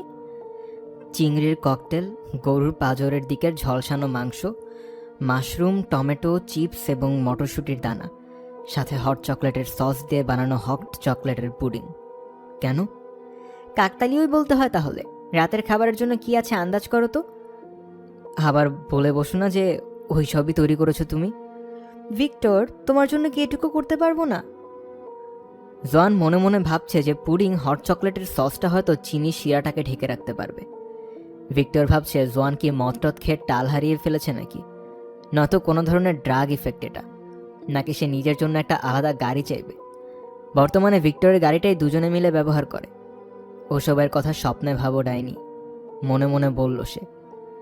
রাতের খাওয়া শেষ হওয়ার সাথে সাথেই সোফায় বসে ঘুমে তলিয়ে গেল ভিক্টর। ওইদিকে টিভিতে পৈরে ঠিকই ব্যস্ততার সাথে কেস সলভ করে যাচ্ছে। পরিকল্পনা মাফিক ডনকে মেসেজ করলো জোয়ান। 20 মিনিট পর স্মাইলিদের দোরগড়ায় এসে উপস্থিত হলো ডন। তবে ডনের মুখের দুশ্চিন্তার অভিব্যক্তি ফুটে আছে। এটা তো তাদের পরিকল্পনার অংশ ছিল না। একটা সমস্যা আছে, বলল ডন। এইমাত্র সিএসআই দেখে এলাম। সিএসআই খুব ভালো লাগে আমার, বলল জোয়ান। তার ভালো লাগে কারণ ভিক্টর এটা পছন্দ করে না। ভিক্টরের রুচির তুলনায় খুব বেশি আধুনিক সিএসআই। যাই হোক, আজকের রাতের পর্বটা তোমার ভালো লাগার মতো ছিল না। ডায়াবেটিক রোগীদের নিয়ে ছিল পর্বটা। ভেঙে বলো। ওভারডোজের মাধ্যমে অনেক ডায়াবেটিক রোগীকে খুন করা হয়েছে, কোনো কোনো ক্ষেত্রে ইনসুলিনের ওভারডোজ দিয়ে, কোনো কোনো ক্ষেত্রে সুগারের। এটা পরীক্ষা করার নতুন একটা উপায় খুঁজে পেয়েছে ফরেনসিক বিশেষজ্ঞরা। আমরা এই ঝুঁকিটা নিতে পারবো না। লাশটা সরিয়ে ফেলতে হবে আমাদেরকে। না, এটা তো প্ল্যান ছিল না। আমরা ঠিক করেছিলাম সকালে ভিক্টরের শরীর যখন একদম নিস্তেজ এবং ঠান্ডা হয়ে যাবে তখন আমি ডাক্তার ডাকবো। ওটাই আর কাজ হবে না এখন। তারা বুঝে যাবে যে অতিমাত্রায় সুগারের কারণে মারা গিয়েছে ভিক্টর। তাহলে আমি তাদেরকে এটা বলবো যে চাকরি চলে যাওয়ার পর থেকে খুব হতাশ ছিল সে, সুইসাইড নোটও লিখতে পারবো। বেশি বিপজ্জনক। কেউই তো জানবে না। কিভাবে এটা বুঝবে তারা? হাতের লেখা পরীক্ষা করে। কিন্তু লাশ কোথায় লুকাবো আমরা? কি যেন একটা দিতে চাইছিলে তুমি। হ্যাঁ ডার্লিং, আসছি, দাঁড়াও। শুধু 2 মিনিট অপেক্ষা করো তুমি। দুনিয়ার সর্বসুখ দিব আজকে তোমাকে। বলেই তাড়াতাড়ি করে রান্নাঘরে চলে গেল জোয়ান। সেখান থেকে রবারের হলুদ গ্লাভসটা তুলে নিয়ে ছুটে গেল গ্যারেজের দিকে। এখানেই ভিক্টর তার সমস্ত যন্ত্রপাতি রাখে। গ্যারেজ থেকে মাঝারি ওজনের একটা পেরেক তোলা হাতুড়ি নিয়ে আবারও বসার ঘরে চলে এলো জোয়ান। হাতুড়িটা পেছনে লুকিয়ে রেখে জিজ্ঞেস করল, ভিক্টর, আমি কি এখনই তোমাকে সুখ দিতে পারবো? মাথা ঝাঁকালো ভিক্টর। জোয়ানের হাতে ধরা জিনিসটা এখনো দেখতে পায়নি ডন। সে দেখার আগে সজোরে হাতুড়িটা দিয়ে ভিক্টরের কপালের পাশে আঘাত করে বসল জোয়ান। আগে কখনো হাতুড়ি দিয়ে কাউকে আঘাত করেনিও, তাই আঘাতের পর আসলে কি ঘটতে যাচ্ছে তা জানত না। আঘাতটা করার পরেই ভিক্টরের দিকে তাকালো জোয়ান। ভাবছে এত জোরে আরেকবার আঘাত করার কোনো প্রয়োজন পড়বে না হয়তো। থ্যাতলানো মাথার দৃশ্যটা দেখে পেট ঘুলিয়ে উঠল তার। কিছুক্ষণ পর আবারও রুমে ফিরে এলো জোয়ান। পুরুষ দুজনের কেউই আগের জায়গা থেকে নড়েনি এখনো। অবাক দৃষ্টিতে হা করে দাঁড়িয়ে আছে ডন। ভিক্টর এখনো পড়ে আছে সোফাতে। তার খুলি ভাঙা নারিকেলের মতো ফেটে গেছে। ফিনকি দিয়ে রক্ত পড়ছে জায়গাটা থেকে। অক্ষি গোলকগুলো দৃষ্টিশূন্যভাবে স্ফীত হয়ে আছে। জিভ বেরিয়ে পড়েছে মুখের ভেতর থেকে। ধূসর কমলা বর্ণের মগজটা ছড়িয়ে আছে তার কপালের উপর। I think he is brown bread. Gangster মুভিগুলোতে এই শব্দটা আগেও শুনেছে জোয়ান। ব্রাউন ব্রেডের অর্থ ভালো করেই জানে সে। এর অর্থ ভিক্টর মারা গেছে। জবাবে কিছু বলল না আর জোয়ান। হাতুড়ির মাথায় রক্ত ও চুলে লেগে আছে। জোয়ান হাতুড়িটার দিকে এমনভাবে তাকিয়ে আছে যেন এটার উপর কোনো ভুতুরে জাদুবিদ্যা প্রয়োগ করেছে। তার স্বামী এখন মৃত। তার মৃত স্বামী তাদের সোফায় রক্ত ও মগজ ছড়াচ্ছে। ফরেন্সিক বিশেষজ্ঞদের জন্য প্রমাণ ছড়াচ্ছে। হাতুড়িটা মেঝেতে নামিয়ে রাখল জোয়ান। শরীর কাঁপছে তার। এতক্ষণে বুঝতে পারছে যে সে কি কাজটা করেছে। সাহায্যের আশার ডনের দিকে তাকালো জোয়ান। ডন এখনো হাঁ করে বড় বড় চোখে তাকিয়ে আছে ভিক্টরের দিকে। মাথা নাড়ছে শুধু। ডনের মনে কি ভাবনা চলছে সেটা নিয়ে কোনো ধারণা নেই জোয়ানের। এত জোরে মারতে গেলে কেন তাকে? তুমি মারলে কি আরো আস্তে মারতে? আমার মনে হয় তর্ক করার এটা সময় না। রান্নাঘরের ইউটিলিটি রুমে ওয়াশিং মেশিনের পাশে একটা বড় বক্স ফ্রিজ রাখা আছে। জোয়ান কিনেছিল। ফ্রিজটা কেনার কারণে তার উপর বেশ ক্ষেপে গিয়েছিল ভিক্টর। বলেছিল এটা টাকার অপচয় ছাড়া আর কিছুই না। কি রাখবে এটায়? জোয়ান বলেছিল যে এটা ঠিকই কাজে লাগবে, কারণ সুপারমার্কেট থেকে দামাদামি করে অনেক কিছুই কিনে আনেও। ফ্রিজটার সামনে দাঁড়িয়ে ডালাটা খুলল জোয়ান। শীতল বাষ্প বেরুচ্ছে ফ্রিজের ভেতর থেকে। এক এক করে গত 1 বছর ধরে কিনে এনে গাদা করে জিনিসগুলো বের করতে শুরু করলো সে। প্রথমেই বের করে আনলো ভেড়ার মাংসের প্যাকেটটা। বিশেষ অফার এটা কিনেছিল। তারপর বের করে আনলো হিয়ামিত মটরদানার বড় প্যাকেট এবং ভ্যানিলার আইসক্রিমের বড় একটা বাক্স। একটু পরপরই জানালা দিয়ে বাইরের দিকে তাকাচ্ছে জোয়ান। যদিও নিচতলার সমস্ত জানালাতেই পর্দা নামিয়ে রেখেছে তারা, পাছে কেউ যদি আবার উকি দিয়ে দেখে ফেলে। যাই হোক, বেশ কয়েক মাস আগে রান্নাঘরের জানালাটার পর্দা ভেঙে পড়েছিল। অলস ভিক্টরও পরে আর ঠিক করেনি ওটা। জানালা দিয়ে নিচের উপত্যকার বাড়িগুলো জ্বলতে থাকা আলো চোখে পড়ছে জোয়ানের। মুহূর্তের জন্য গলাটা একটু ধরে গেল জোয়ানের। মনে মনে ভাবছে ভিক্টর তো এতটা খারাপও ছিল না। ছিল কি? তার মধ্যেও তো কিছু ভালো গুণ ছিল, তাই না? ডনের গলার স্বরে জোয়ানের ভাবনার সুতো কেটে গেল। তাড়াতাড়ি করো, প্রায় তো খালিই হয়ে এসেছে। ওকে, সব বের করে এনেছি। এরপর একটা ভাবনা মাথায় আসতেই উদ্বিগ্ন হয়ে উঠল সে। ভিক্টরের পুরো শরীরটা যদি ফ্রিজে না আটে? 5 মিনিটের মাঝে ডন আর জোয়ান মিলে ভিক্টরের শরীর থেকে সমস্ত কাপড় খুলে নিল। এমনকি তার ঘড়ি, বিয়ের আংটিটাও খুলে নিয়েছে। কোনো কিছু ফেলে দেওয়ার কোনো মানে হয় না। ভিক্টরের মোটা স্থূলকায় লাশটা বহন করে নিয়ে যেতে বেশ সংগ্রামী করতে হয়েছে দুজনকে। কপাল ভালো যে ডনের গায়ে শক্তি আছে, কারণ জোয়ান একদমই কোনো শক্তি পাচ্ছে না এখন। ঠেলাঠেলি করে কোনো রকমে ভিক্টরকে ফ্রিজের ভেতরে ঢুকালো। একবার দেখে নিয়ে সন্তুষ্ট হয়ে তারা আবারও হিমায়িত খাবারের প্যাকেটগুলো তার লাশের উপর রেখে দিল। আশা করছি ক্ষুধা লাগলে যেন আবার উঠে না বসে লোকটা। চমকে উঠে তার দিকে তাকালো জোয়ান। তোমার কি ধারণা? আরে না, দুশ্চিন্তা করো না, লোকটা মরে ভূত হয়ে গেছে এতক্ষণে। সন্ধ্যার বাকি সময় তারা ঘর পরিষ্কার করে কাটালো। নিচতলার কার্পেট এবং রান্নাঘরের মেঝে থেকে রক্ত মুছে ফেলেছে। বসার ঘরের দেয়ালেও কিছুটা রক্তের ছিটা লেগেছিল, ওটাও পরিষ্কার করে নিয়েছে তারা। সিলিং ও ল্যাম্প শেডেও রক্তের ছিটা লেগেছিল। এমনকি টেলিভিশনের পর্দাও 1 ফোঁটা রক্ত ছিটকে গিয়েছিল। পৈরট এটা খেয়াল করেছে বলে মনে হয় না। পর্দা থেকে রক্তের ফোঁটা মুছতে মুছতে কৌতুক করে বলল ডন। তবে কৌতুকটা শুনে জোয়ান হাসতে পারল না।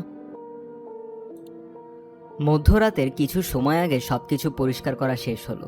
ক্লান্ত হয়ে বাসায় ফিরে গেছে ডন। যাওয়ার আগে বলে গেছে পরদিন খুব সকাল সকাল ফিরে আসবে সে। ডন চলে যাওয়ার পরেও আরও কিছুক্ষণ নিচতলাতেই বসে রইল জোয়ান। সোফার টোল পড়ে যাওয়া কুশনটার দিকে তাকিয়ে আছে সে। পুরো বাসাটাই কেমন যেন নীরব হয়ে আছে। বাতাসটাও ভারী ভারী লাগছে। মনে হচ্ছে যেন বাতাসটা তাকে নিচের দিকে ঠেলে নিতে চাচ্ছে। কিছুক্ষণ পরপরই ফ্রিজ থেকে শব্দ ভেসে আসছে। শুনতে পাচ্ছে জোয়ান। যদিও একা একা রান্নাঘরে ফিরে যাওয়ার সাহস হচ্ছে না তার। অন্তত আজ রাতেই অন্ধকারের মধ্যে ওখানে যেতে পারবে না। লম্বা একটা সময় ধরে নিচেই বসে রইল জোয়ান। তারপর একটা সময় পা বাড়ালো ওপরতলার দিকে। বাথরুম থেকে ভিক্টরের বডি স্প্রে এবং আফটার শেভের গন্ধ আসছে।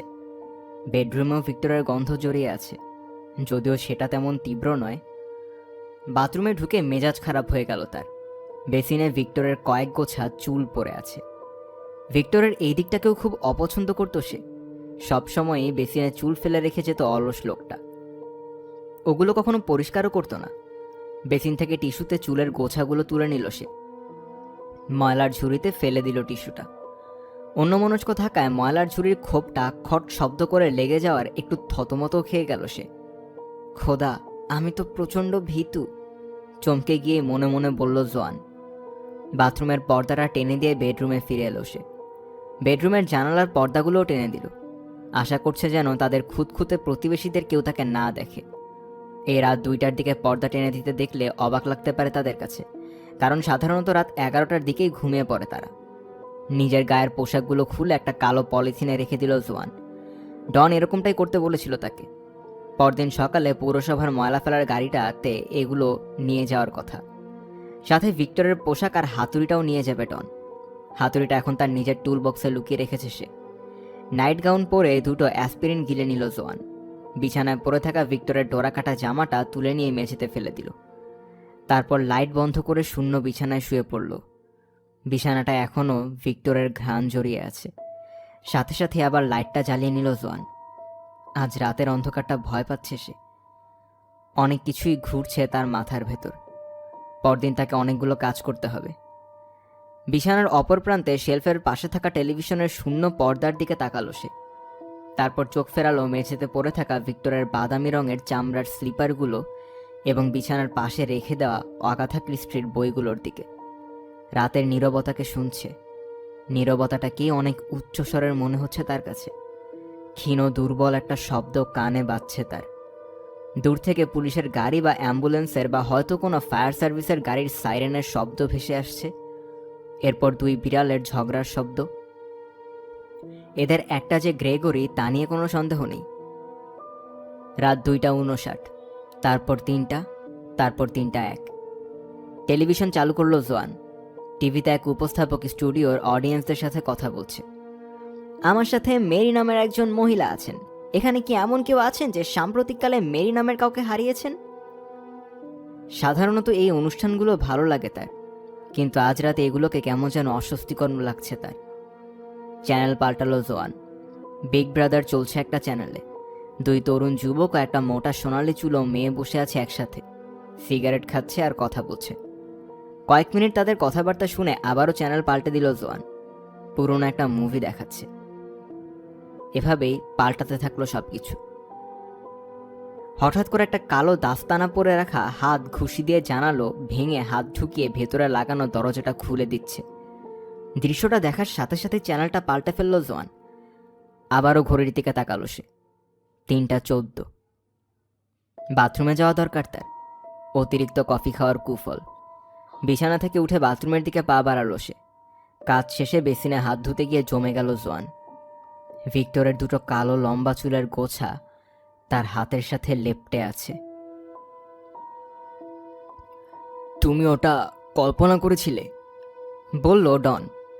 সকাল 9টার আগেই চলে এসেছে সে। না ডন, আমি কল্পনা করিনি। নিশ্চয় করেছ। তোমার স্নায়ু খুব দুর্বল হয়ে যাচ্ছে। আমি কল্পনা করিনি। ময়লার ঝুড়ির ঢাকনা খুলে দেখেছি আমি। সেখানে এখনো টিস্যুর মধ্যে চুলের গোছাগুলো পড়ে আছে। তুমি হয়তো ওগুলো ফেলতে ভুলে গিয়েছিলে। আমরা দুজন খুব ক্লান্ত। চলো বিছানায় যাই, খুব কামুকে হয়ে আছি আমি। চুলগুলো ফেলতে ভুলে যাইনি আমি। আর আমরা এখন বিছানায় যেতে পারবো না।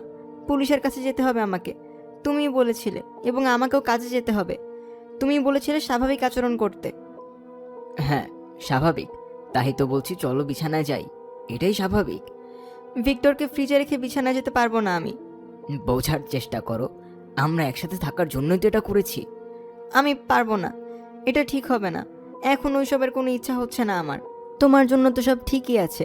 তুমি বাসায় তোমার আদরের বউয়ের কাছে চলে যেতে পারবে, আর ফ্রিজে পড়ে থাকা স্বামীকে নিয়ে আমাকে একাই থাকতে হবে। ঠিক আছে তো তো তো এইটুকু কি শুধু বলতে পারবে তুমি? আমি ভালোবাসি তোমাকে। আমিও তোমাকে ভালোবাসি, কিন্তু আমাদেরকে শুধু শুধু কি? আমাকে তোমার সাহায্য করতে হবে। আমাদেরকে শান্ত থাকতে হবে। আমি একদমই শান্তই আছি। আচ্ছা, ঠিক আছে। ঠিক নেই? তাহলে এটাকে ঠিক করতে হবে আমাদের। ওকে ওকে। প্ল্যান? আমাদেরকে পরিকল্পনা মাফিক চলতে হবে। আমরা পরিকল্পনা মাফিকই চলবো। তো বেসিন থেকে ফেলতে ভুলে যাও দুটো চুল নিয়ে, আর আতঙ্কিত হতে পারবে না তুমি, ঠিক আছে? ঠিক আছে। আধ ঘন্টা পর গাড়িতে করে ব্রাইটন পুলিশ স্টেশনের সামনে এসে থামল জোয়ান। গত 3 বছর ধরেই ভিক্টরের বেগুনি রঙের এই ভক্সহল অ্যাস্ট্রো কনভার্টিবলটা নিয়ে প্রায় মারামারি চলছে ইবেতে। মিটারে গাড়িটা পার্ক করে নিচে নেমে এলো জোয়ান। প্রবেশ করুন লেখা দরজাটা দিয়ে ভেতরে ঢুকে দেখলো থানার ভেতর একটা লম্বা লাইন। সেও গিয়ে লাইনে দাঁড়ালো। ফ্রন্ট ডেস্কের কাছে পৌঁছার অপেক্ষা করতে করতে দেয়ালে সেটা রাখা নোটিশগুলো পড়ে দেখছে সে। একটা জায়গায় লেখা আছে নিখোঁজ ব্যক্তিসমূহ। এই শিরোনামে অনেকগুলো ক্লোজ আপ মুখের ছবি এবং প্রতিটা ছবির নিচেই একটা সাধারণ বাক্য লিখে রাখা আছে। আপনি যদি এই মানুষটাকে দেখে থাকেন তাহলে দেরি না করে দ্রুতই আপনার নিকটস্থ পুলিশ স্টেশনে যোগাযোগ করুন। চেহারাগুলোর একটাও পরিচিত নয় জোয়ানের। তারপর আরেকটা নোটিশ দেখতে পেল যেটাতে অ্যালকোহলের অতিরিক্ত ব্যবহার এবং অন্য আরেকটা মাদকের অপব্যবহার থেকে সতর্ক করে দেওয়া হয়েছে। নোটিশগুলো দেখতে দেখতেই অবশেষে ফ্রন্ট ডেস্কে পৌঁছাতে সমর্থ হলো সে। সাদা শার্ট এবং কালো টাই পরিহিতা এক মহিলা তাকে জিজ্ঞেস করলো যে সে তাকে কিভাবে সাহায্য করতে পারে। মহিলাটির বয়স প্রায় 30-এর কোঠায়। জোয়ান এটা ভেবে খুশি যে মহিলা তার হাঁটুগুলো দেখতে পাচ্ছে না, তার হাঁটু কাঁপছে সমানে। মিসিং পার্সনের একটা অভিযোগ করতে চাই আমি। আচ্ছা ঠিক আছে, ঘটনার হালকা বর্ণনা দিতে পারবেন আমাকে? ভিক্টর, আমার স্বামী, গত রাতে বাড়িতে ফিরেনিও। আমি দুশ্চিন্তা করছি কারণ সেও এটা একটু অস্বাভাবিক, মানে অস্বাভাবিক না, ওই জীবনে কখনো এমনটা করেনিও। আসলে সন্ধ্যায় কাজের পর।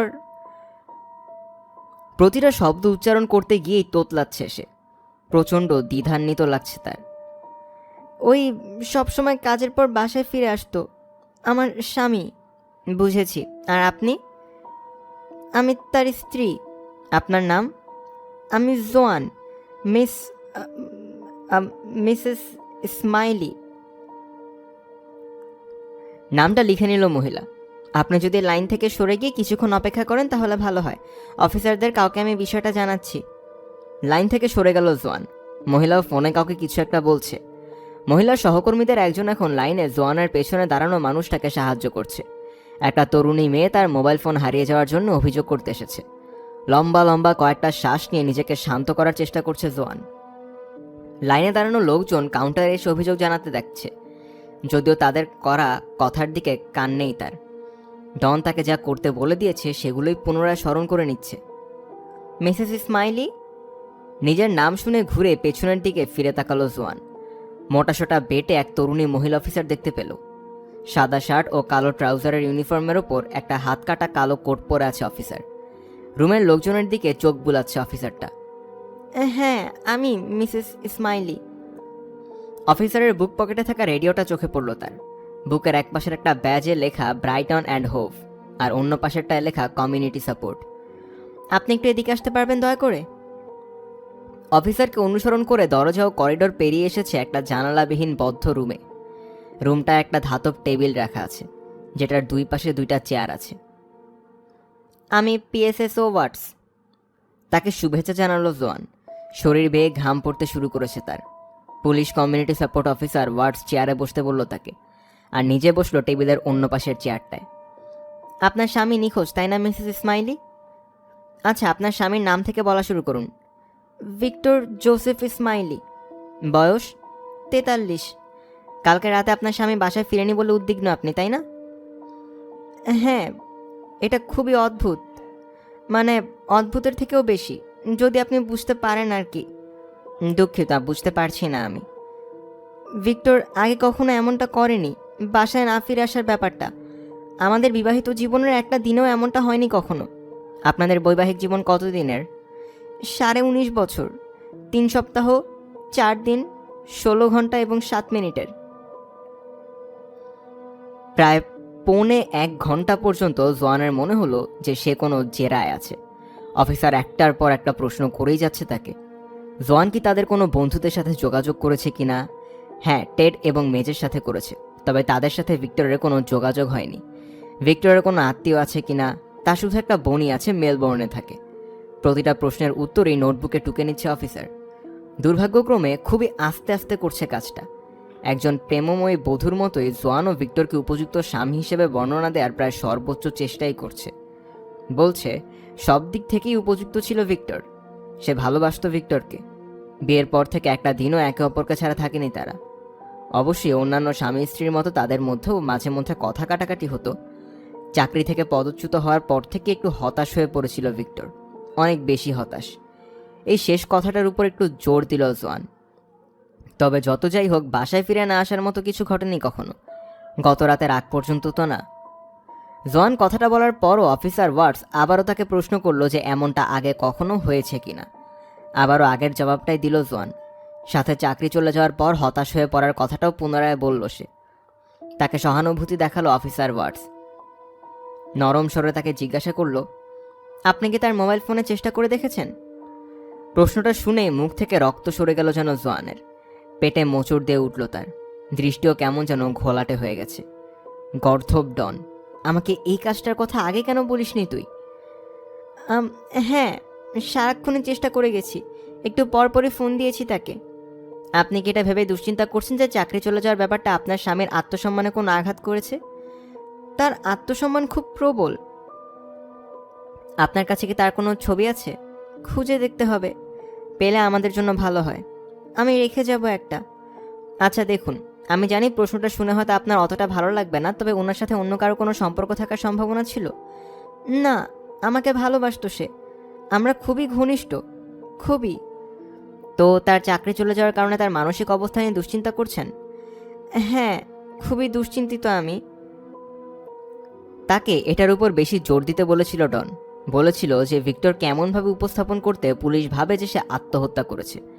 ভিক্টর খুবই আত্মমর্যাদাশীল একজন মানুষ। চাকরি চলে যাওয়ার দিনে বাচ্চাদের কাঁদতে কাঁদতে বাসায় এসে আমাকে সব জানিয়েছিল সে। খুবই বড়সড় একটা মিথ্যা। ওই দিন মদ খেয়ে বদ্ধ মাতাল হয়ে বাসায় ফিরে এসেছিল ভিক্টর।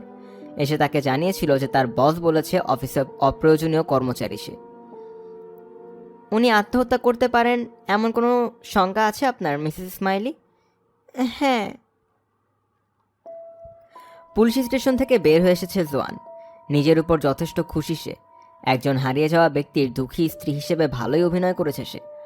যদিও এ ব্যাপারে পিসিএস ও জুলিয়েট ওয়াটসের ধারণা আলাদা। মানুষটা নিয়ে খুশি হতে পারছে না। নিজের উপর খুব খুশি জোয়ান। সে ভাবছে যে পুলিশকে ভালোভাবেই সামনে নিতে পেরেছে। খুব ভালো অভিনয় করেছে সে। সবচেয়ে বড় কথা, অফিসার ওয়াটস বিশ্বাস করেছে তাকে। তার চেয়েও বড় কথা, অফিসার ভিক্টরকে খুবই ঝুঁকিপূর্ণ হিসেবে চিন্তিত করেছে। সফল সে। ডনকে খবরটা জানানোর জন্য আর তর্স হয়েছে না তার। যদিও প্রথমে স্বাভাবিক আচরণ করতে হবে তাকে, তাই সচরাচর যা করে বিকেলে সুপারমার্কেটে কাজে গেল। যদিও কাজে মন নেই তার, তাই একটু পরপরই ভুল করছে। 6টা বাজতেই কাজ থেকে বেরিয়ে পড়ল। আজকে আর বাসের জন্য অপেক্ষা করতে হবে না তাকে। ভিক্টরের গাড়িটা চালিয়ে বাসার দিকে রওনা হলো জোয়ান। বাসার কাছাকাছি পৌঁছতেই রাস্তায় দাঁড়িয়ে থাকা সাদা ভ্যান দেখে পিলে চমকে উঠল জোয়ানের। গ্যারেজের দরজা ঘেঁষে দাঁড়িয়ে আছে ভ্যানটা। রাস্তাতেই গাড়িটা রেখে তাড়াতাড়ি ভেতরে দৌড়ে গেল সে। গিয়ে দেখে একটা ময়লা টি শার্ট আর জিন্স পরে হলে দাঁড়িয়ে আছে ডন। ঘাম ঝরছে তার শরীর থেকে, সাথে ধূসর ধুলা লেগে থাকায় তাকে দেখতে সাদা ভূতের মতো লাগছে। পুলিশের ওখানে কেমন সামলালে? ভ্যানটা ওখানে কেন? কার ওটা? শান্ত হও, আগে একটা চুমু দেবে না আমাকে? কার ভ্যান ওটা? শান্ত হও, এক বন্ধুর কাছ থেকে ধার এনেছি ওটা। ওটা কেন এনেছি সেটা একটু পরে দেখাচ্ছি তোমাকে। তো তো তো পুলিশ স্টেশনে কেমন সামলালে? মসৃণভাবেই সামলেছি। হা, তুমি তো দেখছি তারকা অভিনেত্রী। তুমি তো ঘেমে নিয়ে আছো একদম। তুমি যখন তারকা অভিনেত্রীর মতো অভিনয়ে ব্যস্ত ছিলে তখন আমি কাজ করছিলাম। নিজেকে তারকা অভিনেত্রীর মতো মনে করতে পারছে না জোয়ান। মদ পান করা দরকার তার। 1 গ্লাস ওয়াইন দরকার এখন। ওটা খেয়ে এরপর আরও 1 গ্লাস, এরপর আরও এবং আরও। তবুও সবশেষে খুব সম্ভবত আরও 1 গ্লাস লাগবে তার। ভিক্টরকে ফোন করা দরকার আমার। সে উত্তর দিয়ে বসলে কিন্তু চমকে যাবে। এটা কিন্তু ফানি না। পুলিশ জিজ্ঞেস করেছিল আমি তাকে ফোন করেছি কিনা। ফোনের ব্যাপারটা ভাবা উচিত ছিল, বোকামি করেছি। তুমি ফোনের কথা ভাবোনি কেন? জানি না, ভুলে গিয়েছিলাম হয়তো। ভালো, আর কি কি নিয়ে এখনো ভাবনি আমরা? তুমি তো বলেছিলে যে সবই গুছিয়ে রেখেছো। পারফেক্ট মার্ডারের পুরোটাই তো পরিকল্পনা করে রেখেছিলে। হ্যাঁ, করেছিলামই তো। তবে সেটা তো সুগারের ব্যাপারে। তুমি যে হাতুড়ি দিয়ে মেরে বসবে সেটা তো ভাবিনি আগে। সুগারের ব্যাপারে রিস্কের কথা আরও আগে জানা উচিত ছিল তোমার। হ্যাঁ, তবে এখন যেটা যেভাবে আছে ওগুলো নিয়েই তো ভাবতে হবে আমাদেরকে। তুমি দুশ্চিন্তা করো না, আমি সব ঠিকঠাক করে রেখেছি। ব্যাগ থেকে মোবাইলটা বের করে ভিক্টরের নাম্বারে ডায়াল করলো জোয়ান। হলের টেবিলের ওপর ভিক্টরের নোকিয়া মোবাইলটা 6 বার বেজে বন্ধ হয়ে গেল। একটু পরেই ভয়েস মেইলে ভিক্টরের গলার স্বর শুনতে পেল সে। Hello, Victor smiley. আমি দুঃখিত যে এই মুহূর্তে ফোনটা ধরতে পারছি না। এই মুহূর্তে কথা বলার অবস্থায় নেই। প্লিজ আমাকে একটা মেসেজ রেখে দিন, আমি পরে আপনাকে কল ব্যাক করব। ভিক্টরের কণ্ঠটা শুনে একটা অদ্ভুত অনুভূতি হচ্ছে জোয়ানের। তার মনে কাঁটা দিয়ে উঠছে। হ্যালো ভিক্টর, কোথায় তুমি? মিথ্যুক। ফোনটা রেখে দিতেই বলে উঠল ডন, তুমি তো ওকে ভালোবাসো না? জোয়ানের মুখ জ্বলছে, মনে হচ্ছে যেন কেউ আগুন লাগিয়ে দিয়েছে তার মুখে। মৃত ব্যক্তির কাছে মিথ্যা বললে তো সমস্যা নেই, তাই না? তার ফোনটা লুকিয়ে ফেলা দরকার আমাদের। পরে একবার এটার কথা মনে করে দিও তো, কোথাও পুঁতে ফেলতে হবে। তোমার ওরকম মেসেজ রাখা একদমই ঠিক হয়নি, গাধামি করেছো। মেসেজ না রাখলে ওটা গাধামিই হতো। এটা গাধামিই ছিল। তুমি আতঙ্কিত হয়ে আছো, আমাদেরকে আতঙ্কিত হলে চলবে না। ড্রিঙ্ক দরকার আমার। ডনকে অনুসরণ করে হল পেরিয়ে গ্যারেজে চলে এলো জোয়ান। প্রচণ্ড ঠান্ডা হয়ে আছে জায়গাটা। বাতাসের সাথে ধুলা উড়াচ্ছে বলে ভালো করে কিছু দেখতেও পাচ্ছে না। কাশতে শুরু করেছে সে। সাধারণত রাতে এখানে অ্যাস্ট্রা গাড়িটা রেখে দেয় ওরা, তবে আজ রাতে কোনো জায়গা নেই এখানে। গ্যারেজের ঠিক মাঝখানে ডনের খোঁড়া গর্ত দেখা যাচ্ছে। গর্তটা প্রায় 6 ফুট লম্বা এবং 3 ফুট চওড়া। গর্তের দুই পাশের এই কনক্রিটের টুকরো এবং মাটি ছড়িয়ে ছিটিয়ে পড়ে আছে। দেয়ালের কাছে জড়ো করে রাখা কয়েক বস্তা সিমেন্ট এবং শাবল, 2টা কোদাল সহ আরও কয়েকটা যন্ত্র চোখে পড়ল জোয়ানের। এই তো এসে গেছি। সারাদিন এটা নিয়েই ব্যস্ত ছিলাম। আমি হচ্ছি 1 সদস্য বিশিষ্ট VDT. VDT? Victor disposal team. এটা কিন্তু মজার কিছু নয়। আহা, তুমি তো তাকে সরিয়ে দিতে চেয়েছিলে, আমার সাহায্য চাচ্ছিলে, তাই আমি সাহায্য করেছি। গর্তটার দিকে উকি দিল জোয়ান। 2 ফুটের মতো গভীর গর্তটা। খুব একটা গভীর না। এখনো কাজ শেষ করিনি। ভিক্টরকে আমরা 6 ফুট নিচে পুঁতে রাখবো। লাশ পচার পর গন্ধ ছড়াক তা চাই না আমি। তুমি নিশ্চয়ই সিরিয়াস না? ভিক্টরকে এখানে কবর দেওয়ার কথা ভাবছো তুমি? আমার গ্যারেজে? এটাই উপযুক্ত জায়গা। আমি আগে রাজমিস্ত্রি ছিলাম, মনে আছে?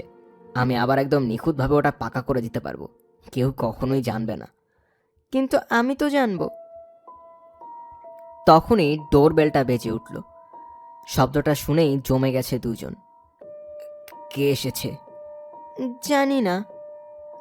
তাড়াতাড়ি করে উপরে উঠে ভিক্টরের ডেন হিসেবে ব্যবহার করা রুমটায় চলে গেল জোয়ান। রুমের জানালা দিয়ে নিচে তাকালো। 2 জন পুলিশ অফিসার দাঁড়িয়ে আছে তার বাড়ির দরজার সামনে। অফিসার 2 জনই পুরুষ। ইউনিফর্মের উপর একটা কালো কোট এবং মাথায় ডোরাকাটা পুলিশের টুপি পরে আছে। জোয়ান উপর থেকে দেখছে তাদেরকে। দরজার সামনে দাঁড়িয়ে থাকতে থাকতে 2 জনই অধৈর্য হয়ে উঠেছে। তাড়াতাড়ি করে নিচে নেমে গ্যারেজে গিয়ে ডনকে আরও চুপচাপ থাকতে বলল। তারপর দৌড়ে আসলো মূল দরজার কাছে। খুবই উত্তেজিত হয়ে আছে ও। আপনাদেরকে এভাবে দাঁড় করে রাখার জন্য দুঃখিত। বাথরুমে ছিলাম আমি। মিসেস স্মাইলি, আমি সার্জেন্ট রোজ আর ও পিসি ব্ল্যাক, ব্রাইটন পুলিশ। হ্যাঁ, হ্যালো। ভিক্টরের কোনো খোঁজ পেয়েছেন? আমার স্বামীকে কি খুঁজে পেয়েছেন? না ম্যাডাম, এখনো পাইনি। মনে হয় আপনিও কোনো খোঁজ পাননি এখনো। না। ভেতরে আসতে পারি আমরা? হ্যাঁ হ্যাঁ, অবশ্যই আসুন। এখানে আসার জন্য ধন্যবাদ আপনাদেরকে। তাড়াতাড়ি করে দরজার সামনে থেকে সরে তাদেরকে ভেতরে প্রবেশের জায়গা করে দিল জোয়ান। 2 অফিসারই তাদের মাথার টুপি খুলে ফেলেছে। সার্জেন্ট রোজের বয়স 40-এর কোটায়। চুলগুলো ছোট এবং কালো, মাঝে মধ্যে কিছু কিছু ধূসর হতে শুরু করেছে। চেহারাটাও বন্ধুবৎসল। তাদেরকে নিয়ে লিভিং রুমে আসার পথে হলের টেবিলে পড়ে থাকা ভিক্টরের ফোনটা চোখে পড়ল জোয়ানের। প্রথমে আটকে উঠেছিল, তারপর বুঝতে পারলো যে পুলিশরা তো আর জানে না যে এটা কার ফোন। পুলিশ 2 জনকে আসন দেখিয়ে দিয়ে বসার অনুরোধ করলো জোয়ান। তারপর তাদের মুখোমুখি অবস্থানে থাকা আর্ম চেয়ারটায় বসল সে। চেহারায় যতটা সম্ভব দুঃখী ভাব ফুটিয়ে তোলার চেষ্টা করেছে। নোটবুক বের করে আনলো সার্জেন্ট রোজ। কনস্টেবলও একই কাজ করলো। রাস্তায় থাকা ওই ভ্যানটা কি আপনাদের, মিসেস স্মাইলি? ওই সাদাটা? প্রশ্নটা শুনে অফিসার দুজন একে অপরের দিকে তাকালো। এটা দেখে আরও অস্বস্তিতে পড়ে গেছে জোয়ান। হ্যাঁ, ওই সাদাটাই। না না, আমাদের না, আমাদের প্লাম্বারের ভ্যান ওটা। পানির লাইন বা ড্রেনেজের সিস্টেমে কোনো সমস্যা হয়েছে? কপাল দিয়ে টুপটুপ করে ঘাম পড়ছে জোয়ানের। সিরিয়াল কিলার ডেনিস নিলসেনকে নিয়ে বানানো একটা টিভি শো এর কথা মনে পড়ছে তার। ভিক্টর বেশ পছন্দ করতো শোটা।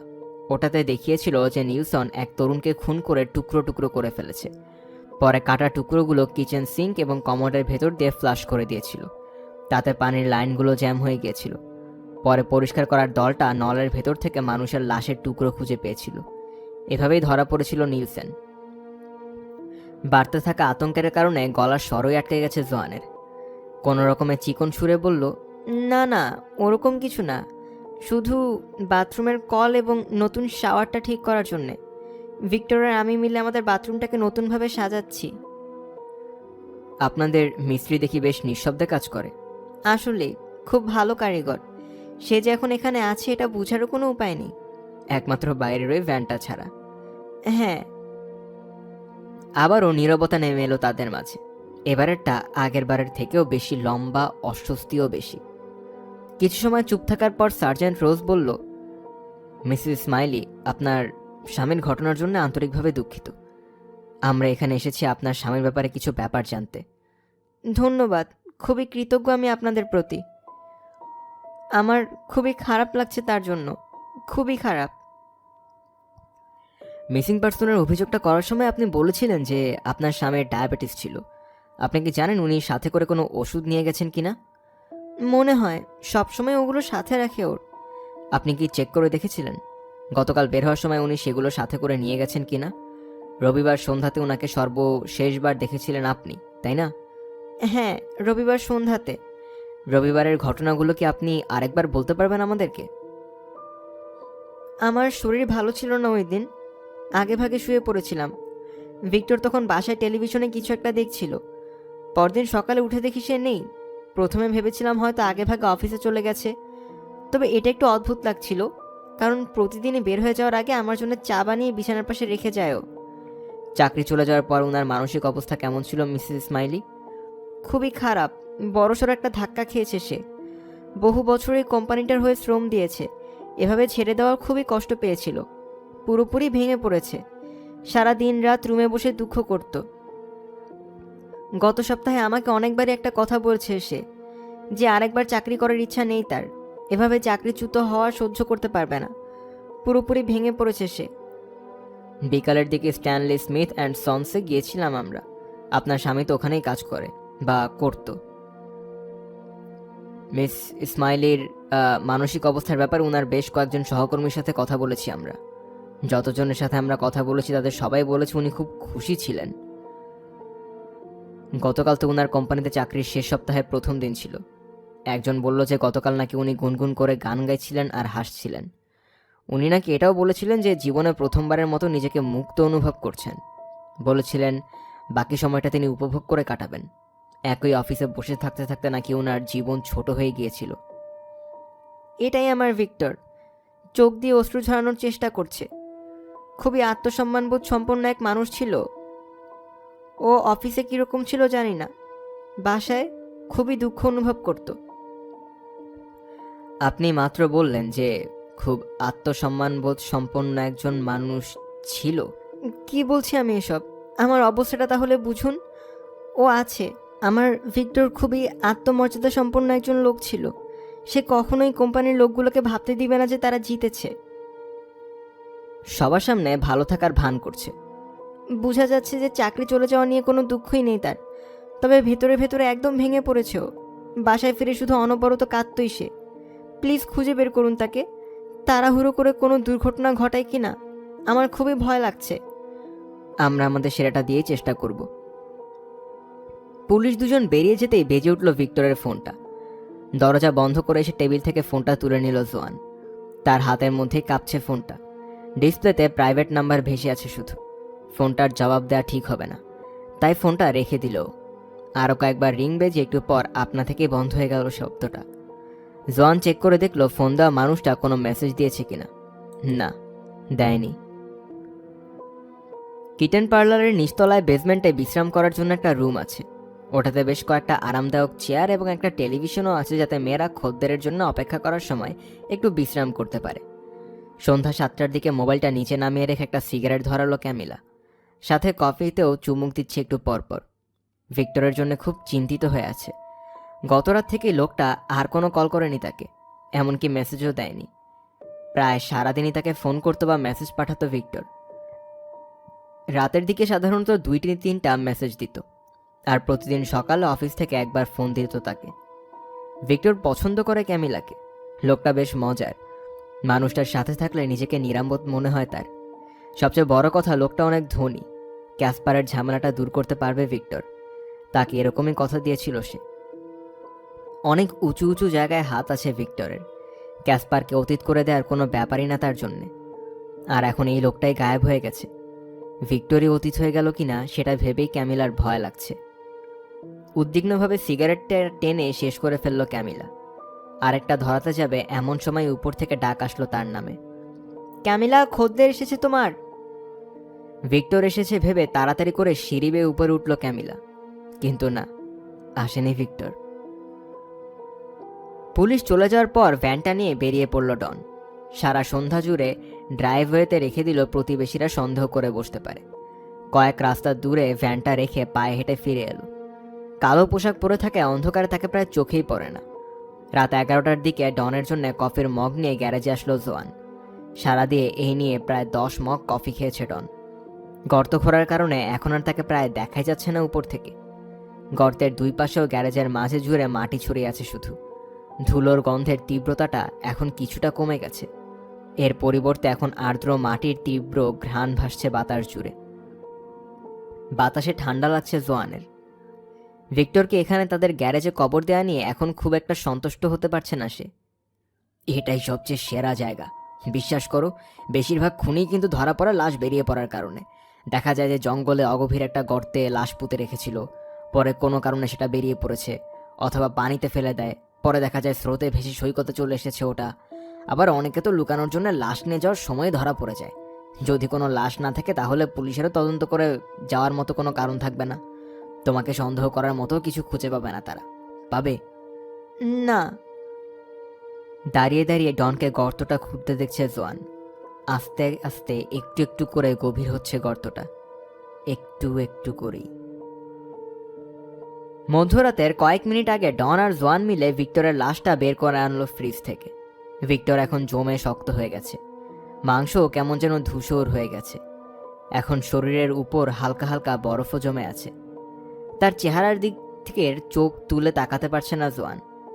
ওই চোখগুলো আরেকবার দেখতে চায় না সে। হলের উপর দিয়ে টেনে হিচড়ে কোনো রকমের গ্যারেজে লাশটা নিয়ে এলো তারা। এনে সদ্য খোঁড়া লম্বা সরু গর্তটায় লাশটা ফেলে দিল দুজনে মিলে।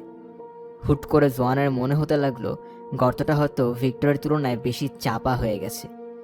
ভিক্টরের লাশটা কয়েক ফুটে আটকে গেছে, তার মোটা পেটটা ঢুকছে না। গর্তের পাশে বসে পা দিয়ে লাশটা একটা ধাক্কা দিল ডন। সাথে সাথে ধপ শব্দ করে গর্তের তলায় আছড়ে পড়ল লাশটা। একটু সম্মান দেখাও, পা দিয়ে ধাক্কা দেওয়া উচিত হয়নি তোমার। ক্ষমা করবে, পুরোহিতদের ডেকে আনছো না কেন তাহলে? তারা এসে নিয়ম সিদ্ধভাবে কবর দিয়ে যাক তাকে। কোনো ধরনের আনন্দের অনুভূতি পাচ্ছে না সে। আগে ভেবেছিল ভিক্টর মরার পর হয়তো অন্যরকম একটা আনন্দ অনুভব করতে পারবে। ভেবেছিল যে ডনের প্রতি তার ভালোবাসাটা হয়তো অনেক তীব্র, কিন্তু এই মুহূর্তে ডনের প্রতি কোনো ভালোবাসাই অনুভব করতে পারছে না। সত্যি বলতে সে চাচ্ছে ডন তাকে একা রেখে চলে যাক। উবু হয়ে এক মুঠো মাটি তুলে লাশের উপর ছিটিয়ে দিল জোয়ান। তারপর ডান যেন শুনতে না পায় এমনভাবে ফিসফিস করে বলল, চিরবিদায় ভিক্টর। জায়গাটা নিশ্চয়ই খুব খারাপ না তোমার জন্যে? রাত 1টার দিকে গর্তটা মাটি দিয়ে ভরার কাজ শেষ হলো তাদের। ঘুমের কারণে আর দাঁড়িয়ে থাকতে পারছে না জোয়ান। তোমার বউ কি তোমার জন্য দুশ্চিন্তা করছে না? ঘড়ির দিকে তাকালো ডন। ম্যান্ডি এতক্ষণে ঘুমিয়ে পড়েছে। আসার আগে বলে এসেছি আজকে অনেক রাত হতে পারে ফিরতে। হিথ্রো এয়ারপোর্ট থেকে ভোর সকালে যাত্রী তুলে নিতে হবে আমাকে। তাই তাকে বলে এসেছি যে আজকে পুরো রাতই হয়তো কাজে থাকতে হবে আমাকে। চিন্তা করো না তুমি। জোয়ানের পুরো শরীর জুড়ে গর্তের মাটি লেগে আছে। আর ওইদিকে ডন লাফিয়ে লাফিয়ে পা দিয়ে সমান করছে গর্তটা। কিছুক্ষণ এরকম করার পর আবারও গ্যারেজের মেঝের মতো সমতল হয়ে গেল জায়গাটা। আরও একবার কফি খেয়ে সিমেন্টের বস্তাটা খুলল ডন। কাজটা পুরোপুরি শেষ হতে প্রায় রাত 4টার মতো লাগলো। আস্তে আস্তে সিমেন্ট দিয়ে একটু একটু করে গর্তটা ঢেকে দিতে শুরু করলো সে। ডনের সমস্ত সরঞ্জামাদি এবং সিমেন্টের বস্তাগুলো পড়ে আছে হলের ওপর। পরের দিন ভ্যান নিয়ে এসে ওগুলো নিয়ে যাবে সে। কি মনে হয় তোমার? ঝলমল করতে থাকা ভেজা সিমেন্টের প্রলেপটার দিকে তাকালো জোয়ান। ওখানে যে একটু আগে কবর খোঁড়া হয়েছে তা বোঝা অসম্ভব। দেখে তো ভালোই মনে হচ্ছে। কালকের আগ পর্যন্ত ওটার উপর পা ফেলা ঠিক হবে না। আমার মনে হয় ভিক্টর ওখান থেকে কখনো পালিয়ে যেতে পারবে না। সব কিছু ঠিকঠাক থাকবে। শুধু তুমিও একটু শান্ত থাকবে। কেউই এই গর্তের কথা জানতে পারবে না। কাল বিকালে তোমার কাজ শেষ হলে ড্রিঙ্ক করবো আমরা, ঠিক আছে? বিছানায়, ওকে? নিচের ঠোঁট কামড়ে ধরে রেখেছে জোয়ান। সে বুঝতে পারছে না যে তার আসলে কেমন লাগছে, তাই শুধু মাথা ঝাঁকিয়ে এলো দুর্বলভাবে এবং হালকা একটু হাসল। দরজা খুলে বাইরের অন্ধকারে বেরিয়ে পড়েছে ডন। দরজাটা বন্ধ করে তালা দিয়ে আটকে দিল জোয়ান। ঘুরে দেখে সিঁড়ির ওপর দাঁড়িয়ে এক দৃষ্টিতে তার দিকে তাকিয়ে আছে ভিক্টর। চিৎকার করে উঠল জোয়ান, কিন্তু গলা থেকে কোনো আওয়াজ বের হচ্ছে না তার। আবারও চিৎকার করে উঠল, কিন্তু এইবারও কোনো স্বর বেরুল না। পুরো শরীর কাঁপছে। চোখ বন্ধ করে দরজায় পিঠ ঠেকিয়ে দিয়েছে সে। কাঁপা কাঁপা হাতে দরজাটা খোলার চেষ্টা করছে। একটু পর আবার চোখ খুলল। ভিক্টর নেই। ওপরতলায় গেছে নাকি? বুকের ভেতর ধুকধুক করছে তার। শ্বাস নিতে গিয়ে রীতিমতো খাবি খাচ্ছে। উপরের অন্ধকারের দিকে তাকালো, শোনার চেষ্টা করছে। নীরবতা ছাড়া আর অন্য কিছুই শুনতে পেল না সে। রান্নাঘর থেকে জোরালো ঝনঝন শব্দ ভেসে আসতে শুনে ভয়ে কুঁকড়ে গেল জোয়ান। সাথে সাথেই বুঝতে পারলো যে তাদের বিড়ালটার কাজ এটা। হলে বেরিয়ে এসেছে গ্রেগরি। জোয়ানের দিকে তাকিয়ে আছে রাঙাচ্ছে প্রাণীটা, যেন জানতে চাচ্ছে এখনো এত রাত জেগে কি করছে জোয়ান। জোয়ান ভিক্টর বলে কয়েকবার ডাকলো, কিন্তু কোনো জবাব নেই। রান্নাঘরে চলে গেল সে। বুঝতে পারছে যে রাতে আর ঘুমাতে পারবে না। এই অন্ধকারের মধ্যে উপরে যাওয়ার সাহসও নেই তার। এখন একটা ড্রিঙ্ক দরকার তার। ফ্রিজ থেকে একটা ওয়াইনের বোতল বের করে গ্লাসে ঢেলে নিল জোয়ান। এক ঢোকে গ্লাসটা খালি করে আরেকবার ঢাললো। গ্লাসে চুমুক দিতে যাবে, ঠিক তখনই তার পা খামচে ধরল বিড়ালটা। বিড়ালটা শুধু তাকিয়ে আছে তার দিকে। জোয়ান কখনো গ্রেগরির দৃষ্টিটাকে পছন্দ করতে পারেনি, এখন তো আরও পারছে না। পাত্রটার দিকে একবার চোখ বুলিয়ে আবার তার দিকে তাকিয়ে চোখ রাঙালো গ্রেগরি। বরাবরের মতোই বিষ দেয়া আছে কিনা সন্দেহ করছে প্রাণীটা। ওর দিকে পাত্তা না দিয়ে গ্লাসটা খালি করে আবার ওয়াইন ঢাললো। শরীরে অ্যালকোহলের প্রভাব পড়তে কিছুটা ভালো লাগতে শুরু করেছে তার। ভিক্টরকে দেখাটা শুধুই কল্পনা ছিল, এর বেশি কিছু না। ক্লান্ত থাকার কারণে মন দুর্বল হয়ে আছে। গত 24 ঘন্টায় অনেক ধকল গেছে তার উপর দিয়ে। হঠাৎই সিগারেটের গন্ধ এলো তার নাকে। সিগারেটের না, কিছুটা সিগারের গন্ধ। ভিক্টরের সিগারের পরিচিত সেই গন্ধ। একটু একটু করে তীব্র হচ্ছে গন্ধটা, সাথে একটা অদ্ভুত ভয়ানক হিস হিস শব্দ আসছে। শব্দটার উৎস গ্রেগরি। অন্ধকারের মাঝে রোমশ লেজটা ফুলে জোয়ানের বাম পাশে থাকা খোলা দরজাটার দিকে তাকিয়ে দাঁত বের করে হিস হিস করছে বিড়ালটা। হলের দিক থেকে মোটা হয়ে ভেসে আসছে সিগারেট ধোঁয়া। এক দৌড়ে বাসা থেকে বের হয়ে রাস্তায় চলে এলো জোয়ান। বের হওয়ার সময় মূল দরজাটাও ঠাস করে লেগে আটকে গেছে। রাস্তার হলুদ আভাময় আলোর মাঝে দাঁড়িয়ে কাঁপছে জোয়ান। আত্মা ধুকপুক করছে। একবার ভাবলো রাস্তার মাঝে দৌড়ে গিয়ে গাড়ি চালকের কাছে সাহায্য চাইবে, কিন্তু ওই গাড়িটা পুলিশের। তাড়াতাড়ি সরে গিয়ে একটা ঝোপের আড়ালে লুকালো জোয়ান। ও জানে যে ওর পা থেকে মাথা পর্যন্ত পুরোটাতেই ময়লা লেগে আছে। এই অবস্থায় দেখলে অনেক প্রশ্ন করতে পারে পুলিশ। এত রাতে বাসা ছেড়ে বাইরে কেন বেরিয়ে এসেছে সেটাও জানতে চাইবে। ভূত বিশ্বাস করতো না ভিক্টর। জোয়ান অশরীরী নিয়ে বানানো অনুষ্ঠানগুলো বেশ পছন্দ করলেও ভিক্টর কখনো পাত্তা দিত না ওগুলো। ভূত হলো মনের কল্পনা, আর কিছুই না। তাহলে কি ভিক্টরকে সিঁড়িতে দাঁড়িয়ে থাকতে দেখাটা তার মনের কল্পনা ছিল? পুলিশের গাড়িটাকে পাশ কাটিয়ে চলে যেতে দেখল। তুষার শীতল বাতাস বয়ে চলায় ঠান্ডায় কাঁপছেও। গালে বৃষ্টির ফোঁটা টের পাচ্ছে। এই অবস্থায় বাইরে আটকা পড়েছেও। একটা ভূতের ভয়ে বাইরে আটকে গেছে সে। তার ফোনটাও বাসার ভেতরে, সবকিছুই বাসার ভেতরে। বাসার ভেতরে ফিরে যেতে চাচ্ছে না জোয়ান, কিন্তু এত রাতে যাবে কোথায় সে? তারপরই হঠাৎই বাড়তি চাবিটার কথা মনে পড়ল তার। পিছনের দরজার ইটের নিচে সবসময় একটা চাবি লুকিয়ে রাখে ভিক্টর, মানে রাখত। আশা করছে যেন ওখানেই থাকে চাবিটা। ময়লার ঝুড়ি আর সাইড গেটটা পেরিয়ে রান্নাঘরের দরজার কাছে চলে গেল। অন্ধকারের মাঝে হাতড়ে হাতড়ে ইটটা খুঁজে পেয়ে উল্টে দিল। কপাল ভালো যে চাবিটা রয়েছে ওখানে। চাবিটা হাতে তুলে নিয়ে দৌড়ে মূল দরজার সামনে চলে এলো। তাড়াতাড়ি করে দরজা খুলে ভেতরে ঢুকে আবারও দরজা আটকে দিল সে। জোরে জোরে আওড়াচ্ছে। মনের ধোঁকা আর কিছুই না, ওসব শুধুই বিভ্রম। ভয় কাটানোর জন্য টেলিভিশনটা চালু করে টেবিলের পাশে বসে পড়ল জোয়ান। 20 মিনিটের মধ্যেই ওয়াইনের একটা সম্পূর্ণ বোতল খালি করে ফেলেছে ও। রাত 4টার দিকে ঘুমাতে গিয়েছিল ক্যামিলা। সকাল 8:30টায় তার মোবাইলের রিংটোন বেজে উঠায় বেশিক্ষণ ঘুমাতে পারল না। এক চোখ খুলে চুলে জটলার ফাঁক দিয়ে মোবাইলের পর্দার দিকে তাকালো। আশা করেছি এটা যেন ভিক্টর হয়, নাকি ক্যাসপার। প্লিজ, এটা যেন ক্যাসপার না হয়। কিন্তু মোবাইলের পর্দায় কোনো নাম্বার দেখা যাচ্ছে না, শুধু লেখা আছে কল। ভয়ে ভয়ে ফোনটা ধরল ক্যামিলা। ভিক্টর কি নতুন কোনো ফোন থেকে কল করেছে, নাকি ক্যাসপার তার নম্বর লুকিয়ে কল করেছে? তবে ওপাশ থেকে ভেসে আসা পুরুষের কণ্ঠটা চিনতে পারল না। হ্যালো, আমি ব্রাইটন অ্যান্ড হোভ পুলিশের কনস্টেবল ব্ল্যাক বলছি। একটু আতকে উঠল ক্যামিলা। কিটেন পার্লারের কাজ করতে গিয়ে কি ঝামেলায় পা দিয়ে ফেলেছে সে? জি বলুন। ভিক্টর ইসমাইলি নামের একজনকে খুঁজছি আমরা। সোমবার সন্ধ্যা থেকে নিখোঁজ তিনি। ওনার মোবাইল ফোন মনিটর করতে গিয়ে দেখলাম যে গতকাল সন্ধ্যা 6:55-তে আপনার নম্বর থেকে একটা ফোন এসেছিল। কল দেয়া সেই মানুষটা কি আপনি? ভিক্টর নিখোঁজ? হ্যাঁ, ওনাকে নিয়ে একটু চিন্তিত আছি আমরা।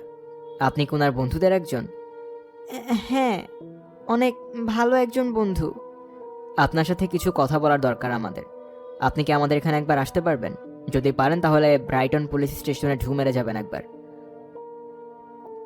10:30টার দিকে আসতে পারবো আমি, তখন এলে চলবে? অবশ্যই। আপনার নামটাকে একবার বলবেন?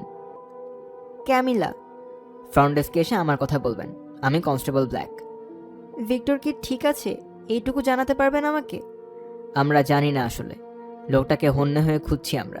তার নিরাপত্তা নিয়ে আমরা বেশ শঙ্কিত। লোকটাকে ধন্যবাদ দিয়ে কল কেটে দিল ক্যামিলা। বিছানা থেকে নেমে পড়েছে। এখন আর ঘুমোতে পারবে না সে। নিরাপত্তা নিয়ে শঙ্কিত। পুলিশের সহযোগিতার জন্য সব রকম সাহায্যই করবে সে। আবারও ফোনটার দিকে তাকালো ক্যামিলা। এরপর হুট করে একটা কথা মনে পড়ল তার। ভিক্টর প্রায় তার স্ত্রীকে নিয়ে কথা বলতো তার স্ত্রী নাকি খুবই খারাপ একটা মানুষ, তাকে অসুখী করে রেখেছে। পুলিশকে এগুলো জানানো উচিত কিনা তা নিয়ে ভাবছে ক্যামিলা। তোমাকে দেখতে জঘন্য লাগছে। ধন্যবাদ ডার্লিং। তুমি তো নিশ্চয়ই ভালোভাবেই জানো কিভাবে একটা নারীকে ভালো লাগানো যায়। রান্নাঘরের টেবিলটার পাশে বসে আছে জোয়ান। রাতের ওয়াইনের প্রভাবটা রয়ে গেছে এখনো তার মাঝে। মুখে কোনো মেকআপও করা নেই। মাত্র 1 ঘন্টা ঘুমোতে পেরেছে। মোবাইলে 3টা মেসেজ জমে আছে। সবগুলো এসেছে মেজের কাছ থেকে। গত রাতে বেশ কয়েকবার ফোন করেছিল মেজ। তখন ডনের সাথে গ্যারেজে ব্যস্ত থাকার ফোনের শব্দটা শুনতে পায়নি জোয়ান। মেসেজে মেজ জানিয়েছে যে ভিক্টরের নিখোঁজ হওয়ার সংবাদটা জানিয়ে পুলিশ ডেকে নিয়ে গিয়েছিল তাদেরকে। জোয়ান কি ঠিক আছে? কেন তাদেরকে কল করেনিও? তারা কি এসে তাকে দেখে যাবে একবার? ডন, রাতে ভিক্টর এসেছিল বাসার ভেতর, তুমি চলে যাওয়ার পরপরই। তাহলে লোকটার নাম পরিবর্তন করে হুডিনি রাখা উচিত। 6 ফুট গভীর মাটি আর সিমেন্টের প্রলেপ ভেদ করে যদি কেউ বেরিয়ে আসতে পারে, তাহলে সে জাদুকর ছাড়া আর কিছুই না। ভিক্টর ছিল এখানে। পোপো কি ছিল সাথে? আমি সিরিয়াস। আমি জানি তোমার জন্য ব্যাপারটা কঠিন, তারপরও তোমাকে শান্ত থাকতে হবে, ওকে? তোমার পক্ষে তো বলা সোজা, তুমি তো আর ছিলে না এখানে। ভূত বলে কিছু নেই। ডন তার কথা বিশ্বাস করছে না দেখে রেগে গেছে জোয়ান। টেবিলের ওপাশে বসে থাকা লোকটার দিকে ভালো করে তাকালো। কয়েকদিন আগে মনে হওয়া সেই দীর্ঘদেহী শক্তিশালী নায়কোচিত ভাবটা আর দেখা যাচ্ছে না ডনের মাঝে। চামড়ার জ্যাকেট জিন্স পরা লোকটাকে খুব দুর্বল দেখাচ্ছে এখন। ডন উঠে দাঁড়িয়ে চুমু খেতে চাইল, কিন্তু ঠেলা দিয়ে তাকে সরিয়ে দিল জোয়ান। কি হলো, এমন করছো কেন? কোনো জবাব দিল না জোয়ান। ভিক্টরের ছাউনিটার দিকে তাকিয়ে আছে। এরপর তাকালো গ্রিন হাউসে ভিক্টরের লাগানো টমেটো গাছগুলোর দিকে, ফুল গাছগুলোর দিকে তাকালো। তুমি যা নিতে এসেছিলে ওগুলো নিয়ে চলে যাও। ভালোবাসি তোমাকে আমি। ঘুরে ডনের দিকে তাকালো জোয়ান, তারপর তাকালো দরজার খোলা মুখটার দিকে। কয়েক ঘন্টা আগে ওই মুখটা দিয়ে ধোয়া আসতে দেখেছিল সে। হুট করেই ফোন বেজে উঠায় ভাবনায় সুতোটা কেটে গেল তার। মেজের নাম ভেসে আছে মোবাইলের পর্দায়। জোয়ান, জোয়ান, কথাটা কি সত্য? ভিক্টর তোমাকে ছেড়ে চলে গেছে? জোয়ান, আমি আসছি, তোমার সঙ্গী দরকার। না না, আমি ঠিক আছি, আমি আসছি, আমরা দুজনই আসছি, এক্ষুনি আসছি আমরা। সকালের শিফটে ছুটি নিয়েছে টেড, আধ ঘন্টার মাঝেই চলে আসবো আমরা। বিপদের সময় তো বন্ধুরাই কাছে আসে। মেস, ধন্যবাদ তোমাকে, তবে আমি ঠিক আছি। ধুর। হঠাৎ করে একটা অদ্ভুত গন্ধ এসে লাগলো তার নাকে। অদ্ভুত না ঠিক, আসলে এই গন্ধটাকে খুব ভালোভাবে জানে সে। সিগারের গন্ধ। আবারও ভিক্টরের সিগারের গন্ধটা আসছে। প্রতি মুহূর্তেই বাড়ছে গন্ধের তীব্রতা। গন্ধটা পাচ্ছ তুমি? কিসের গন্ধ? নিশ্চয়ই তুমি গন্ধটা পাচ্ছ। আমি কোনো গন্ধ পাচ্ছি না। ঈশ্বর, ডন, সমস্যাটা কি তোমার? আমার সমস্যা? তোমার শান্ত হওয়া দরকার। আমি শান্তই আছি, তোমার জিনিসগুলো নিয়ে চলে যাও এখন। টেড আর মেজ আসবে কিছুক্ষণের মধ্যেই, যাও। সিমেন্টের শূন্য ব্যাগ এবং যন্ত্রপাতিগুলো ভ্যানে তুলে নিল ডন। আমি তোমাকে পরে ফোন করব, যাওয়ার সময় বলল ডন। তবে জোয়ান তার কথা শুনতে পায়নি। গোসল করে শরীর ও চুল থেকে সব ময়লা দূর করেছে। গোসল শেষে বাথরুম থেকে বেরিয়ে গা মুছে নিল। বিছানার পাশে থাকা ড্রেসিং টেবিলের সামনে গিয়ে মুখে হালকা সাজসজ্জা করে নিচ্ছে।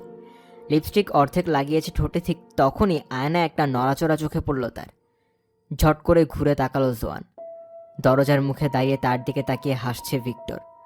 মোটা টাকপাড়া ভিক্টর না, তা সে পুরনো তরুণ সুদর্শন ভিক্টর, যাকে সে বিয়ে করেছিল সেই ভিক্টর। আমি সরি, আমি জানি না আমাদের মাঝে কি ঘটেছিল।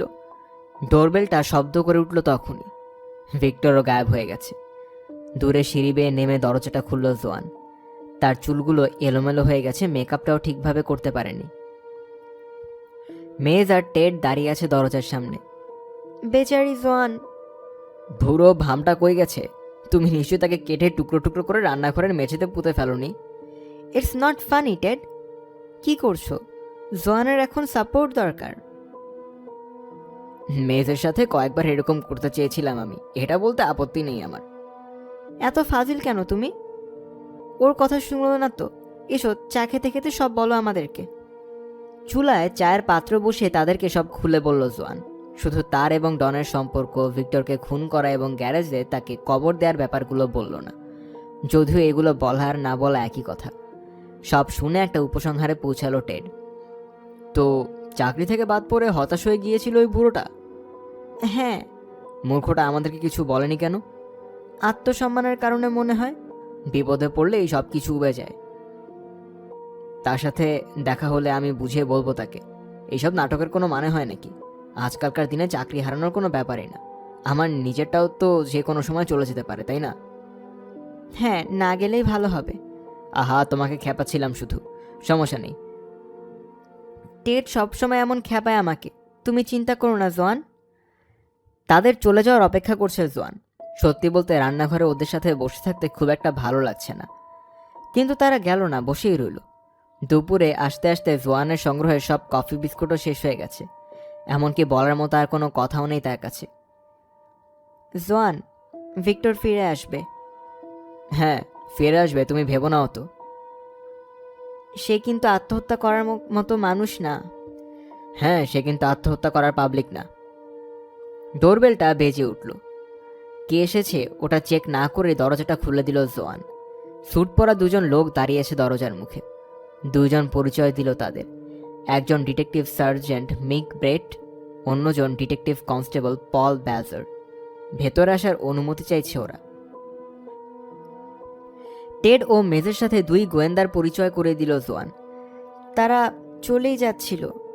সাথে এটাও যোগ করলো, মেজ তাকে আশ্বস্ত করে জানালো যে সন্ধ্যায় ফোন করবে সে। টেডও তার কপালে চুমু খেয়ে দুশ্চিন্তা করাতে মানা করে দিল। ভিক্টর ফিরে আসবে, চিন্তা করো না। হ্যাঁ হ্যাঁ, ফিরে আসবে। আপনাদেরকে কফি সাধতাম আমি, কিন্তু দুধ শেষ হয়ে গেছে। টেডরা চলে যাওয়ার পর গোয়েন্দাদেরকে বলল জোয়ান, তবে ব্ল্যাক কফি দিতে পারবো। দিব? সমস্যা নেই মিসেস স্মাইলি, ওসব লাগবে না আমার। লিভিং রুমের সোফায় তাদেরকে বসতে বলল জোয়ান। তারপর ট্রেতে কফি কাপ এবং বিস্কুটের গুঁড়ো পড়ে থাকা প্লেটগুলো সরিয়ে নিল। আপনাদেরকেও বিস্কুট দিতে পারছি না আমি। যদি সন্ধ্যায় আসতেন তাহলে দিতে পারতাম।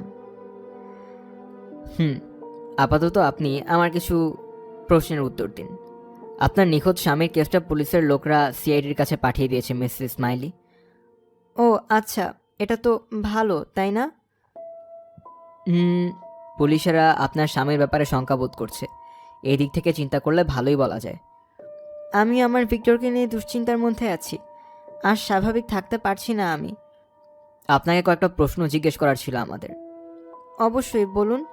প্রথম প্রশ্নটা আপনার স্বামীর মোবাইল নিয়ে। গতকাল ব্রাইটন পুলিশ স্টেশনে আপনি অভিযোগটা করার সময় জানিয়েছিলেন যে আপনি ওনার নম্বরে সোমবার সন্ধ্যা থেকে অনেকবার চেষ্টা করেছেন, মনে আছে আপনার? হ্যাঁ হ্যাঁ, মনে আছে আমার। ফোন কোম্পানি থেকে ওনার মোবাইলের রেকর্ডটা চেক করে দেখেছি আমরা। আপনার নম্বর থেকে ওটাতে শুধু একটা কলই ছিল। আপনার ল্যান্ডলাইন থেকেও ফোন দেওয়ার কোনো আলামত পাইনি। আপনি কলটা করেছিলেন গত সন্ধ্যায়। এটার ব্যাপারে একটু ভেঙে বলবেন? মানে ব্যাপারটা হলো, দেখুন, হয়তো কোনো ভুল রয়েছে রেকর্ডটায়। আমি অনেকবারই কল করেছিলাম তাকে। আমি জানি না আসলে ঠিক কতবার। ফোন কোম্পানি নিশ্চয়ই কোনো ভুল করেছে। আবারও দরজার দিকে তাকালো ডিসি ব্যাজার। জোয়ান বুঝতে পারছে তার জন্য একটা ফাঁদ এটা। কোনো রকমের নিজেকে সংবরণ করে রাখলো। চিন্তা করলে চলবে না তাকে। কিছুক্ষণ পর দৃষ্টি সরিয়ে নিয়ে তার দিকে তাকালো ডিসি ব্যাজার। বাসায় কি এই মুহূর্তে আর কেউ আছে মিসেস স্মাইলি? না। আপনি নিশ্চিত? হ্যাঁ। ওনার কি অন্য কোনো মোবাইল ছিল? অন্য নম্বরের হয়তো ওটাতেই কল দিচ্ছিলেন আপনি? না, অন্য কোনো ফোন ছিল না তার। আমি তো কিছুই বুঝতে পারছি না। নোটবুকের পাতাটা উল্টে কিছু একটা দেখে নিল ডিএস ব্রেড। কাল রাতে যখন পুলিশের দুজন অফিসার আপনার কাছে এসেছিল, তখন তারা আপনার ড্রাইভওয়ে দাঁড়িয়ে থাকা একটা সাদা ভ্যান নিয়ে প্রশ্ন করেছিল। আপনি বলেছিলেন যে ওটা আপনাদের প্লাম্বারের ভ্যান। কথাটা কি সত্য? হ্যাঁ, আমার প্লাম্বারের ভ্যান ছিল ওটা। ওই ভ্যানটা মাইল ওকে ইলেকট্রিক সাপ্লাইস নামের একটা কোম্পানির। প্লাম্বিংয়ের কাজও করে তারা। আমার মনে হয় আমার প্লাম্বার ধার করে এনেছিল ভ্যানটা। এজন্যই কাজে আসতে দেরি হয়েছিল তার। লোকটার ভ্যান নষ্ট হয়ে যাওয়ায় দেরি করে এসেছিল হয়তো। ঘাম দিয়ে জ্বর ছাড়লো যেন। কিছুটা স্বস্তি পাচ্ছে এখন সে। মিথ্যাটাকে যুক্তিসঙ্গতই মনে হচ্ছে তার কাছে। সার্জেন্ট ব্রেড আবারও নোটবুক থেকে কিছু দেখে নিয়ে তার সহকর্মীর দিকে তাকালো। তারপর তাকালো জোয়ানের দিকে। আচ্ছা মিসেস স্মাইলি, যাই হোক, আমার পরের প্রশ্নটা শুনে হয়তো একটু খারাপ লাগতে পারে আপনার। জি। আপনি কি এটা জানতেন যে আপনার স্বামীর আরেকটা সম্পর্ক ছিল? উনি যে আপনাকে ছেড়ে যাওয়ার পরিকল্পনা করছিল তা কি জানতেন? দুজন অফিসার এখন মনোযোগী দৃষ্টিতে তাকিয়ে আছে জোয়ানের দিকে। কথাটা শুনে চমকে গেছে জোয়ান। আরেকটা সম্পর্ক? ভিক্টরের? বিশ্বাসই হয় না এটা। ভিক্টরের পক্ষে এটা সম্ভব না। মানে পৃথিবীর কোনো মেয়ে। বলুন। আমি সরি, কথাটা বিশ্বাস হচ্ছে না আমার। ক্যামিলা ওয়ালজ্যাক নামটা পরিচিত আপনার? পরিচিত হবার কথা আমার। গত রাতে আপনার স্বামীর মোবাইলে ফোন করেছিল ক্যামিলা। তো? তার নম্বরটা লুকানো ছিল এবং মেসেজও রাখেনি। হুট করেই জোয়ানের মনে পড়ল ভিক্টরের ফোনে আসা কলটার কথা। পর্দায় কোনো নাম্বার দেখতে পায়নি, এমনকি মেসেজও দেয়নি। ক্যামিলা নামের মহিলাই কি করেছিল ফোনটা? না, আমি কখনো এমন কারো কথা শুনিনি। কে মহিলা? ব্রাইটনের এক ক্লাবে কাজ করেইনি। আমি নিশ্চিত মহিলা কোনো ভুল করেছে। ভিক্টর কোনো ক্লাবে যায় না। আমি জানি না আপনাকে কিভাবে বলবো কথাটা মিসেস স্মাইলি। ভালোভাবে বললে ওটা একটা যৌনপল্লী, আর এই তরুণী মহিলা একজন যৌনকর্মী। কি বলছেন আপনি? একজন কল গার্ল? হ্যাঁ, তাই। আমার ভিক্টর একজন পতিতার সাথে সম্পর্ক করেছে? অসম্ভব। সত্যি বলতে ওখানে যাওয়ার মতো অত টাকা পেত কই সে? এর উত্তর আমি দিতে পারবো না মিসেস স্মাইলি। মিস ওয়েলজ্যাক কিছুক্ষণ আগে আমাদের কাছে এসে বয়ান দিয়ে গেছে তার। মহিলাকে খুব উদ্বিগ্ন দেখাচ্ছিল। বলল যে আপনার স্বামী আর ও মিলে নাকি একসাথে নতুন জীবন শুরু করার পরিকল্পনা করেছিল। মহিলা বড়সড় কোনো ভুল করেছে। হয়তো অন্য কোনো ভিক্টরের কথা বলছে ও। আমরা আপনার স্বামীর ছবি দেখিয়েছিলাম তাকে। আপনার স্বামীকে চিনতে পেরেছে উনি। হয়তো কিছু একটা লুকাচ্ছে ও। ভিক্টরের কোনো ক্ষতিও তো করে থাকতে পারে ওই মহিলা। এটা ভেবেছেন আপনারা? ওটা নিয়ে নিশ্চিতভাবেই তদন্ত করব আমরা। আমার ভিক্টর এক পতিতার সাথে বিশ্বাসই করতে পারছি না আমি। এজন্যে আমাদের ধারণা এটা যে ওনার হয়তো অন্য আরব মহিলার সাথেও সম্পর্ক আছে। সম্ভবত এখন হয়তো তাদের কারোর সাথেই আছে লোকটা। কখনোই না। আপনি কি নিশ্চিত মিসেস ইসমাইলি? লোকটার প্রশ্ন করার ধরনটা একটু দ্বিধায় পড়ে গেল জোয়ান। হঠাৎ করেই বুঝতে পারল নিজের অজান্তে পুলিশ তাকে একটা উপহার দিয়ে দিয়েছে। ভিক্টরের গায়েব হওয়ার একটা উপযুক্ত কারণও খুঁজে পেয়েছে সে। মুখে মিথ্যা একটা হাসি ফুটিয়ে আবারও আঙুল দিয়ে চোখ মুছে নিল জোয়ান। কাউকে কি আর পুরোপুরি চেনা যায় অফিসার? আমি ভাবতাম ভিক্টরকে আমি ভালোভাবে চিনি। আমি ভেবেছিলাম আমার সাথে সুখেই আছে ও। স্পষ্টতে আমি ভুল ভেবেছিলাম। পতিতাদের পিছনে ছুটতো। ছি, আপনাদের কথাই ঠিক। আরও সম্পর্ক থাকলেও থাকতে পারে। হয়তো আরও অনেকের সাথেই আছে, অন্যান্য দেশেও আছে হয়তো। এখন বুঝেছি কেন আমাকে টাকা দিতে চাইতো না। আপনার কি ওনার পাসপোর্টটা আছে? চেক করে দেখেছিলেন? হ্যাঁ, করেছিলাম। ওটা নিয়ে গেছে, তার ডেস্কে নেই। প্রথমে আমি এটাই চেক করে দেখেছিলাম। পিসিএসও ওয়ার্ডসের কাছে পাসপোর্টের কথা বলেননি কেন আপনি? আমার অবস্থাটা বুঝে দেখুন একবার। ভুলে গিয়েছিলাম হয়তো। ভালোবাসার মানুষকে হারিয়ে ফেলার যন্ত্রণা কি সহ্য করার মতো? বলেই কাঁদতে শুরু করলো জোয়ান। আরও কিছুক্ষণ জিজ্ঞাসাবাদ করে তার কাছ থেকে বিদায় নিল গোয়েন্দারা। যদিও বাইরের রূপালী ফোর্ড ফোকাসটার সামনে কিছুক্ষণ দাঁড়িয়ে রইল ওরা। নিজেদের মধ্যে কিছুক্ষণ কথা বলে অবশেষে জায়গাটা ত্যাগ করলো। সবার সাথে কথা বলতে বলতে অনেক সময় পেরিয়ে গেছে। এখন তাড়াতাড়ি বেরোতে হবে জোয়ানকে, নইলে কাজে পৌঁছাতে দেরি হয়ে যাবে তার। তবে তার পরিবর্তে জানালার কাছেই আরও কিছুক্ষণ দাঁড়িয়ে রইল। রাগে ক্ষুব্ধ হয়ে আছে। ভিক্টর ধোঁকা দিচ্ছিল তাকে। একটা পতিতার কাছে যেত শয়তানটা। কতদিন ধরে ওই ডানিটার পেছনে কত টাকা উড়িয়েছে। দ্রুত পায়ে গ্যারেজের দিকে যাত্রা করলো।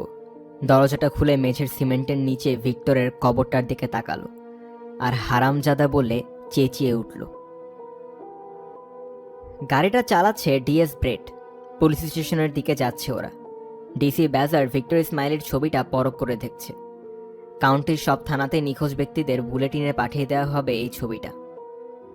আমার মনে হচ্ছে কিছু একটা ঠিক নেই। তোমার কি মনে হয়? মিসেস ইসমাইলি কিছু একটা নিয়ে উদ্বিগ্ন। বারবার তিনি দরজার মুখের দিকে তাকাচ্ছিলেন। আমার মনে হয় কিছু একটা লুকাচ্ছেন। যদি আমাদের জিজ্ঞাসাবাদের সময় ওনার স্বামী ওখানেই থেকে থাকেন, তাহলে কিন্তু হাসির পাত্রে পরিণত হব আমরা। তো তোমার কি মনে হয় মহিলা নাটক করছেন আমাদের সাথে?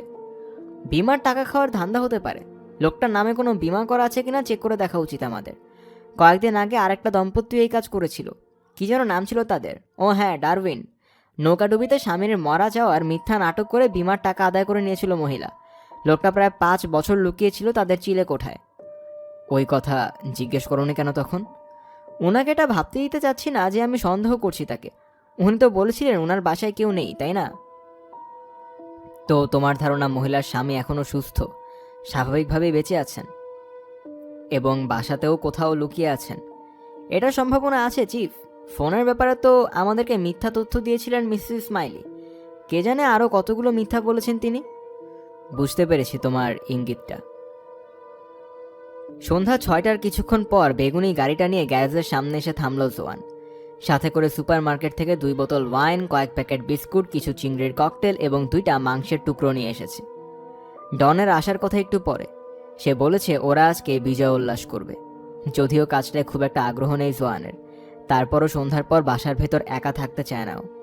ডনের সাথে রাতের খাবার খাবে বলে ভেবে রেখেছে। একটা অদ্ভুত ব্যাপার, ডনের খাবারের রুচিও একদম ভিক্টরের মতোই। জোয়ান কোথায় যেন পড়েছিল যে পুরুষেরা তার স্ত্রীকে ছেড়ে এমন কারো কাছেই যায় যার সাথে তার স্ত্রীর অনেক মিল আছে। মহিলাদের ক্ষেত্রেও কি এই কথাটা খাটে? হয়তো। ডন তাকে বলেছিল যে মেঝে পুরোপুরি শুকিয়ে শক্ত না হওয়া পর্যন্ত ওখানে গাড়ি না রাখতে, কিন্তু এখন তো পরিস্থিতি পাল্টে গেছে। গ্যারেজের ঢালা খুলে পা দিয়ে মেঝেটা পরীক্ষা করে নিল।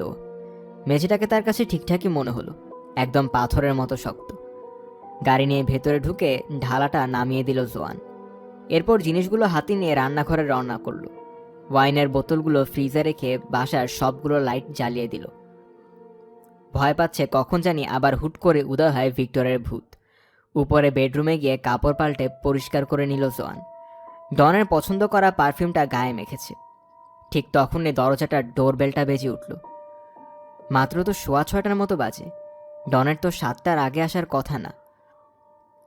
অন্তর্বাস পর অবস্থাতেই তাড়াতাড়ি করে ভিক্টরের ডেনের দিকে দৌড় লাগালো। জানালা দিয়ে দৃশ্যটা দেখে হতভম্ব হয়ে গেল জোয়ান। পুলিশের 2টো গাড়ি এবং একটা সাদা ভ্যান দাঁড়িয়ে আছে তার বাসার সামনের রাস্তাটায়। দুপুরে আসা গোয়েন্দা পুলিশ 2জন দাঁড়িয়ে আছে তার দরজার সামনে। আবারও বেজে উঠল ডোরবেলটা। আসছি, জোর গলায় জবাব দিল জোয়ান। যতটা সম্ভব শান্ত থাকতে চাইছে সে।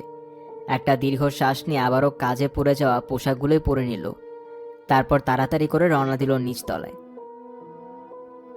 হলুদ জ্যাকেট পরা পুলিশের একটা দল এবং ডিটেকটিভ কনস্টেবল ব্যাজার দাঁড়িয়ে আছে লোকটার পেছনে। মিসেস ইসমাইলি, আপনার বাসায় তল্লাশি চালানোর নোটিশ এটা। শরীর কাঁপতে শুরু করেছে জোয়ানের। তল্লাশির নোটিশ? জি ম্যাডাম। কি কারণে? তার কথার কোনো জবাব না দিয়ে 6জন পুলিশের একটা দল ঢুকে পড়ল বাসার ভেতরে। গোয়েন্দা পুলিশ 2জনও ঢুকে পড়েছে তাদের সাথে সাথে। কেউ কি চা বা কফি কিছু খাবেন? বিস্কুটের নতুন প্যাকেট নিয়ে এসেছি আমি। কেউ কোনো জবাব দিল না। বাসার প্রতিটি রুমেই একজন করে পুলিশ অবস্থান করছে এখন। কেউ কি আসবে? কিচেন সিঙ্কে থাকা তাজা মাংসের টুকরোগুলোর দিকে নির্দেশ করে জিজ্ঞেস করলো ডিএস ব্রেট। না, শুধু আমি আর আমার বিড়ালি। আপনার বিড়ালটা দেখছি ভাগ্যবান। বলতে বলতে হাতে গ্লাভস পরতে শুরু করেছে সার্জেন্ট ব্রেট। হ্যাঁ, খুবই আদুরে বিড়ালও। অপ্রয়োজনীয় একটা জবাব দিল জোয়ান। আপনি বসুন ওখানে। কাজটা করতে একটু লম্বা সময় লাগতে পারে আমাদের। ওপরতলায় থাকা ছোট রুমের দরজা খুলে ভেতরে ঢুকলো ডিসি ব্যাজার। এটাকে বাড়তি বেডরুম বলে মনে হলো তার কাছে। নতুন রঙের কড়া গন্ধ পাচ্ছে, সাথে পচা কাজু বাদামের মতো একটা গন্ধ আছে। যদিও ওটাকে তেমন একটা পাত্তা দিচ্ছে না সে। লাইটটা জ্বালিয়ে দিল। রুমটাকে দেখে বুঝতে পারলো যে সদ্যই নতুন করে সাজানো হয়েছে। দেয়ালগুলোতে গাঢ় নীল রং করা হয়েছে। জানালায় লাগানো সাদা পর্দাটা বাতাসে দুলছে। ইদানিংকালে কেউ ওটায় শুয়েছে কিনা এমন কোনো চিহ্ন নেই। বিছানার পাশে একটা টেবিল আছে। টেবিলটাতে অনেকগুলো ড্রয়ার। ড্রয়ারগুলো চেক করে দেখতে শুরু করলো অফিসার। নিচতলায় রান্নাঘরে বসে টিভি দেখছে জোয়ান। পৈরটের একটা পর্ব দেখাচ্ছে দেখে চ্যানেলটা পাল্টে দিল। অন্য আরেকটা চ্যানেলও আগাথা ক্রিস্টির সিরিয়ালই দেখাচ্ছে, তবে এটা মিস মার্পলকে নিয়ে। তাড়াতাড়ি করে আবারও চ্যানেল পাল্টে দিল জোয়ান। পরের চ্যানেলটায় দেখাচ্ছে মোর্সের জন্থ একটা উন্মুক্ত কবরের সামনে দাঁড়িয়ে আছে। এবার টেলিভিশনের পর্দায় ভিক্টরের হাসি হাসি একটা মুখ ফুটে রয়েছে। আবারও চ্যানেল পাল্টাতে যাবে তখনও সংবাদ পাঠকের কথাগুলো কানে এলো তার। ভিক্টর ইসমাইলি নামের এই লোকটিকে নিয়ে শঙ্কিত হয়ে আছে সাসেক্স পুলিশ। গত বেশ কয়েকদিন ধরে ডায়াবেটিস রোগে আক্রান্ত এই মানুষটিকে খুঁজে পাওয়া যাচ্ছে না। টেলিভিশনটাই বন্ধ করে দিল জোয়ান। মনের ভেতর কেমন যেন একটা খারাপ অনুভূতি হচ্ছে তার। কিছুক্ষণ পর গ্লাভস পরা হাতে একটা কালচে লাল ছোট বই নিয়ে রান্নাঘরে হাজির হলো ডিসি ব্যাজার। এটা খুব সম্ভবত আপনার স্বামীর পাসপোর্ট। আপনাদের বেডরুমের ডেস্কে খুঁজে পেয়েছি এটা। ওয়াও, শান্তি পেলাম। আমি সব জায়গায় খুঁজেছি এটা, কিন্তু পাইনি। ভালো করে খুঁজেননি। জোয়ান কোনো জবাব দেবার আগেই আরেকজন অফিসার এসে হাজির হলো সেখানে। লোকটার হাতে ভিক্টরের মোবাইলটা দেখা যাচ্ছে। এটা খুব সম্ভবত আপনার মোবাইলটা, মিসেস স্মাইলি। নম্বরটা মিলিয়ে দেখেছি আমি। চমৎকার। কোথায় পেলেন এটা? আপনাদের হলের টেবিলের ড্রয়ারে। আমি তো খুঁজে দেখেছিলাম সেখানে। ভালো করে খুঁজেননি মনে হয়। হয়তো। ডিসি ব্যাজার এক দৃষ্টিতে তাকিয়ে আছে তার দিকে। ভেতরে ভেতরে কুকড়ে গেল জোয়ান। মনে হচ্ছে যেন তার ভেতরের নাড়িগুলো সব সাপে পরিণত হয়ে অনবরত ছোবল দিচ্ছে তাকে। এরপর ডিটেকটিভ সার্জেন্ট ব্রেট এসে উপস্থিত হলো রান্নাঘরে। আপনাদের গ্যারেজ থেকে ভক্স হল অ্যাস্ট্রাটা সরাতে হবে। চাবিটা দেয়া যাবে? চাবিটা তার সামনেই রয়েছে। রান্নাঘরের টেবিলে চিংড়ির ককটেলের প্যাকেটটার পাশেই পড়ে আছে চাবিটা। আমার মনে হয় ভিক্টর ওগুলো সাথে করে নিয়ে গেছে। কিন্তু ডিএস ব্রেট চাবিগুলোর দিকে তাকিয়ে আছে দেখে তাড়াতাড়ি করে বলল, না, এখানেই তো পড়ে আছে, দেখছি। চলুন। গ্যারেজের দরজার সামনে দাঁড়িয়ে গাড়িটাকে ভেতর থেকে বের করতে দেখছে জোয়ান। গাড়িটা সরিয়ে নেয়ার পর দৃশ্যটা চমকে গেল সে। গাড়ির চাকার চাপে সিমেন্টের প্রলেপটা হালকা ধেবে গেছে। মাঝখানের জায়গাটা উঁচু হয়ে আছে। মনে হচ্ছে যেন কারো মোটা ভুঁড়ি মেঝে ভেদ করে উপরে উঠে আসতে চাইছে। ভিক্টরের ভুঁড়ি ওঠা, এর চারপাশের সিমেন্টের প্রলেপটাও ফেটে গেছে। 4 জন পুলিশ ইতিমধ্যে কোদাল নিয়ে চলে এসেছে। 5ম জনের হাতে একটা শাবল। গায়ের হলুদ জ্যাকেটটা খুলে খুঁড়তে শুরু করেছে ওরা। হঠাৎ কানে এলো একটা গুনগুন শব্দ। দ্য ড্যাম বাস্টার্সের থিমটা বাজছে। ভিক্টরের সবচেয়ে প্রিয় সুর এটা। পরের 1 ঘন্টা দাঁড়িয়ে গুনগুনটা শুনতে শুনতেই কবর খোঁড়ার দৃশ্যটা দেখল জোয়ান। পুলিশের লোকেরা আস্তে আস্তে বের করে আনছে ভিক্টরের লাশটা, একটু একটু করে বের করে আনছে। 4 দিন পর রবিবার সন্ধ্যা 6টার দিকে পুলিশের হাজত থেকে জামিনে মুক্তি পেল জোয়ান। এর আগের 3টা দিন হাজতে কাটাতে হয়েছে তাকে। হাজতে থাকাকালে একের পর এক গোয়েন্দাদের জেরার সম্মুখীন হতে হয়েছে তাকে। ট্যাক্সি নিয়ে বাসার দিকে যাত্রা করলো, অবশ্যই ডনের ট্যাক্সিটা না। লোকটার কপাল খুব একটা ভালো ছিল না। ভিক্টরের খুনের দায়ে এখানেই হাজতে পড়ে আছে ডন। নিজের উপর প্রচণ্ড সন্তুষ্ট জোয়ান। পুলিশ গোয়েন্দাদেরকে ভালোভাবেই সামলেছেও। অস্কার পুরস্কার পাওয়ার মতো অভিনয় করে এসেছে সে। তার বর্ণনা করা ঘটনাগুলো শুনে গোয়েন্দারা আর বিশ্বাস না করে থাকতে পারেনি। সে বলেছে যে ওই দিন সন্ধ্যায় ভিক্টর বাসায় ফিরে হাতে নাতে ধরে ফেলেছিল তাদেরকে। ডনকে মারতে এসেছিল ভিক্টর। তখন ডন হাতুড়ি দিয়ে আঘাত করে বসে তাকে। ডন তাকে মুখ বন্ধ রাখার হুমকি দিয়েছিল। বলেছিল সে যদি মুখ বন্ধ করে না রাখে তাহলে পুলিশকে বলবে যে খুনটা জোয়ান করেছে। তাই বাধ্য হয়ে চুপ করেছিল জোয়ান। এরপর ডন ভিক্টরকে গ্যারেজের মেঝেতে কবর দিয়েছিল। ঘটনার এই অংশটা অবশ্য সত্য। পুলিশ মোটামুটি মেনে নিয়েছে তার বক্তব্য। ভিক্টরের লাশ আবিষ্কার করার পর ভোরের দিকে ডনের বাড়িতে তল্লাশি চালিয়েছিল ওরা। সেখানে ডনের টুলবক্সে রক্তমাখা হাতুড়িটাও ছিল। তার আঙুলের ছাপও ছিল ওটাতে। অবশ্য তার আইনজীবী তাকে জানিয়েছে যে এখনও পুরোপুরি বিপদ কাটেনি তার। খুনের সহযোগী হিসেবে থাকার দায়ে শাস্তি হতে পারে তার। পরের সপ্তাহের কোনো এক সময় শুনানি হবে। যাই হোক, একজন ভালো উকিলকে চিনে সে। হাজতে হয়তো যেতে পারে তাকে। তবে বিচারক মণ্ডলীরা তার গল্পটা বিশ্বাস করলে শাস্তিটা খুব বেশি বড় হবে না। আইনজীবী বলেছে গল্পটা বিশ্বাস না করার কোনো কারণ নেই। তবে আপাতত এখনকার মতো পুরোপুরি মুক্ত সে। পৃথিবীতে অনেক পুরুষ আছে। মূল দরজা দিয়ে বাসায় ঢোকার সময় মনে মনে ভাবল জোয়ান। অবস্থা যা তাতে মনে হচ্ছে যে ডনকে হয়তো যাবজ্জীবনের শাস্তি ভোগ করতে হবে। এটা খুব খারাপ হয়েছে তার সাথে। তবে জোয়ানের জন্য পথ তো বন্ধ হয়ে যায়নি। ডেটিং এজেন্সি আছে, ড্যান্স ক্লাস আছে, ওগুলো থেকে কাউকে না কাউকে খুঁজে পাবে সে। তবে সবচেয়ে বড় আনন্দ হলো ভিক্টর নামের মানুষটা এখন আর তার সাথে নেই।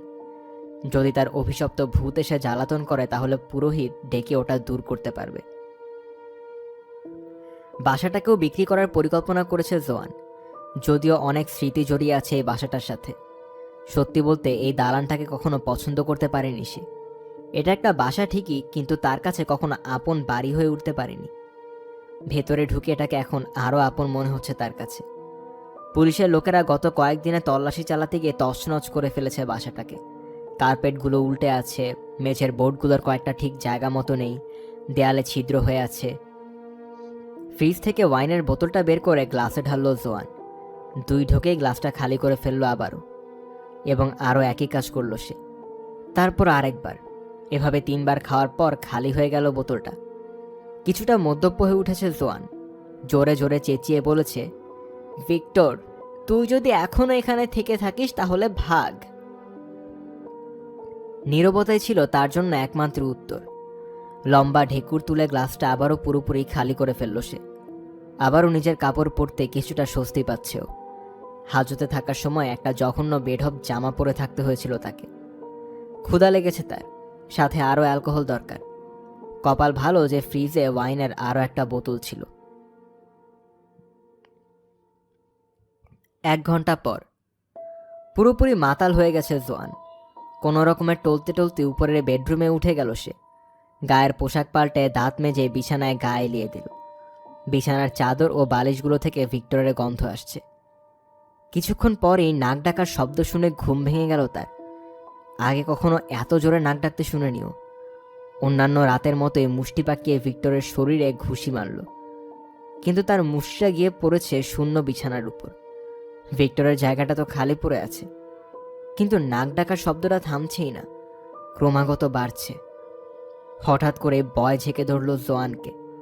লাইটটা জ্বালালো, কিন্তু কিছুই নেই। শব্দটা মিলিয়ে গেছে যেন, হয়তো স্বপ্ন দেখেছিল।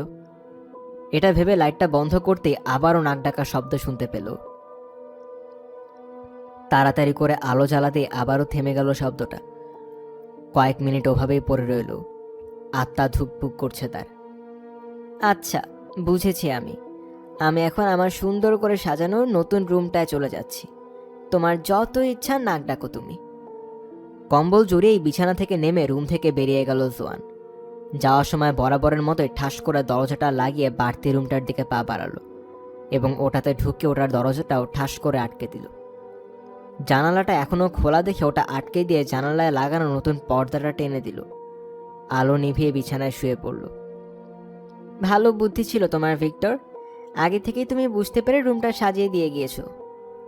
কাজু বাদামের একটা ক্ষীণ গন্ধ নাকে লাগছে, তবে গন্ধটা তার কাছে ভালো লাগছে অন্তত। ভিক্টরের ঘ্রাণের চেয়ে তো 1000 গুণ ভালো। আস্তে আস্তে ঘুমিয়ে গেল। একটু একটু করে এক গভীর ঘুমে তলিয়ে গেল জোয়ান, যে ঘুম থেকে জেগে ওঠা প্রায় অসম্ভব।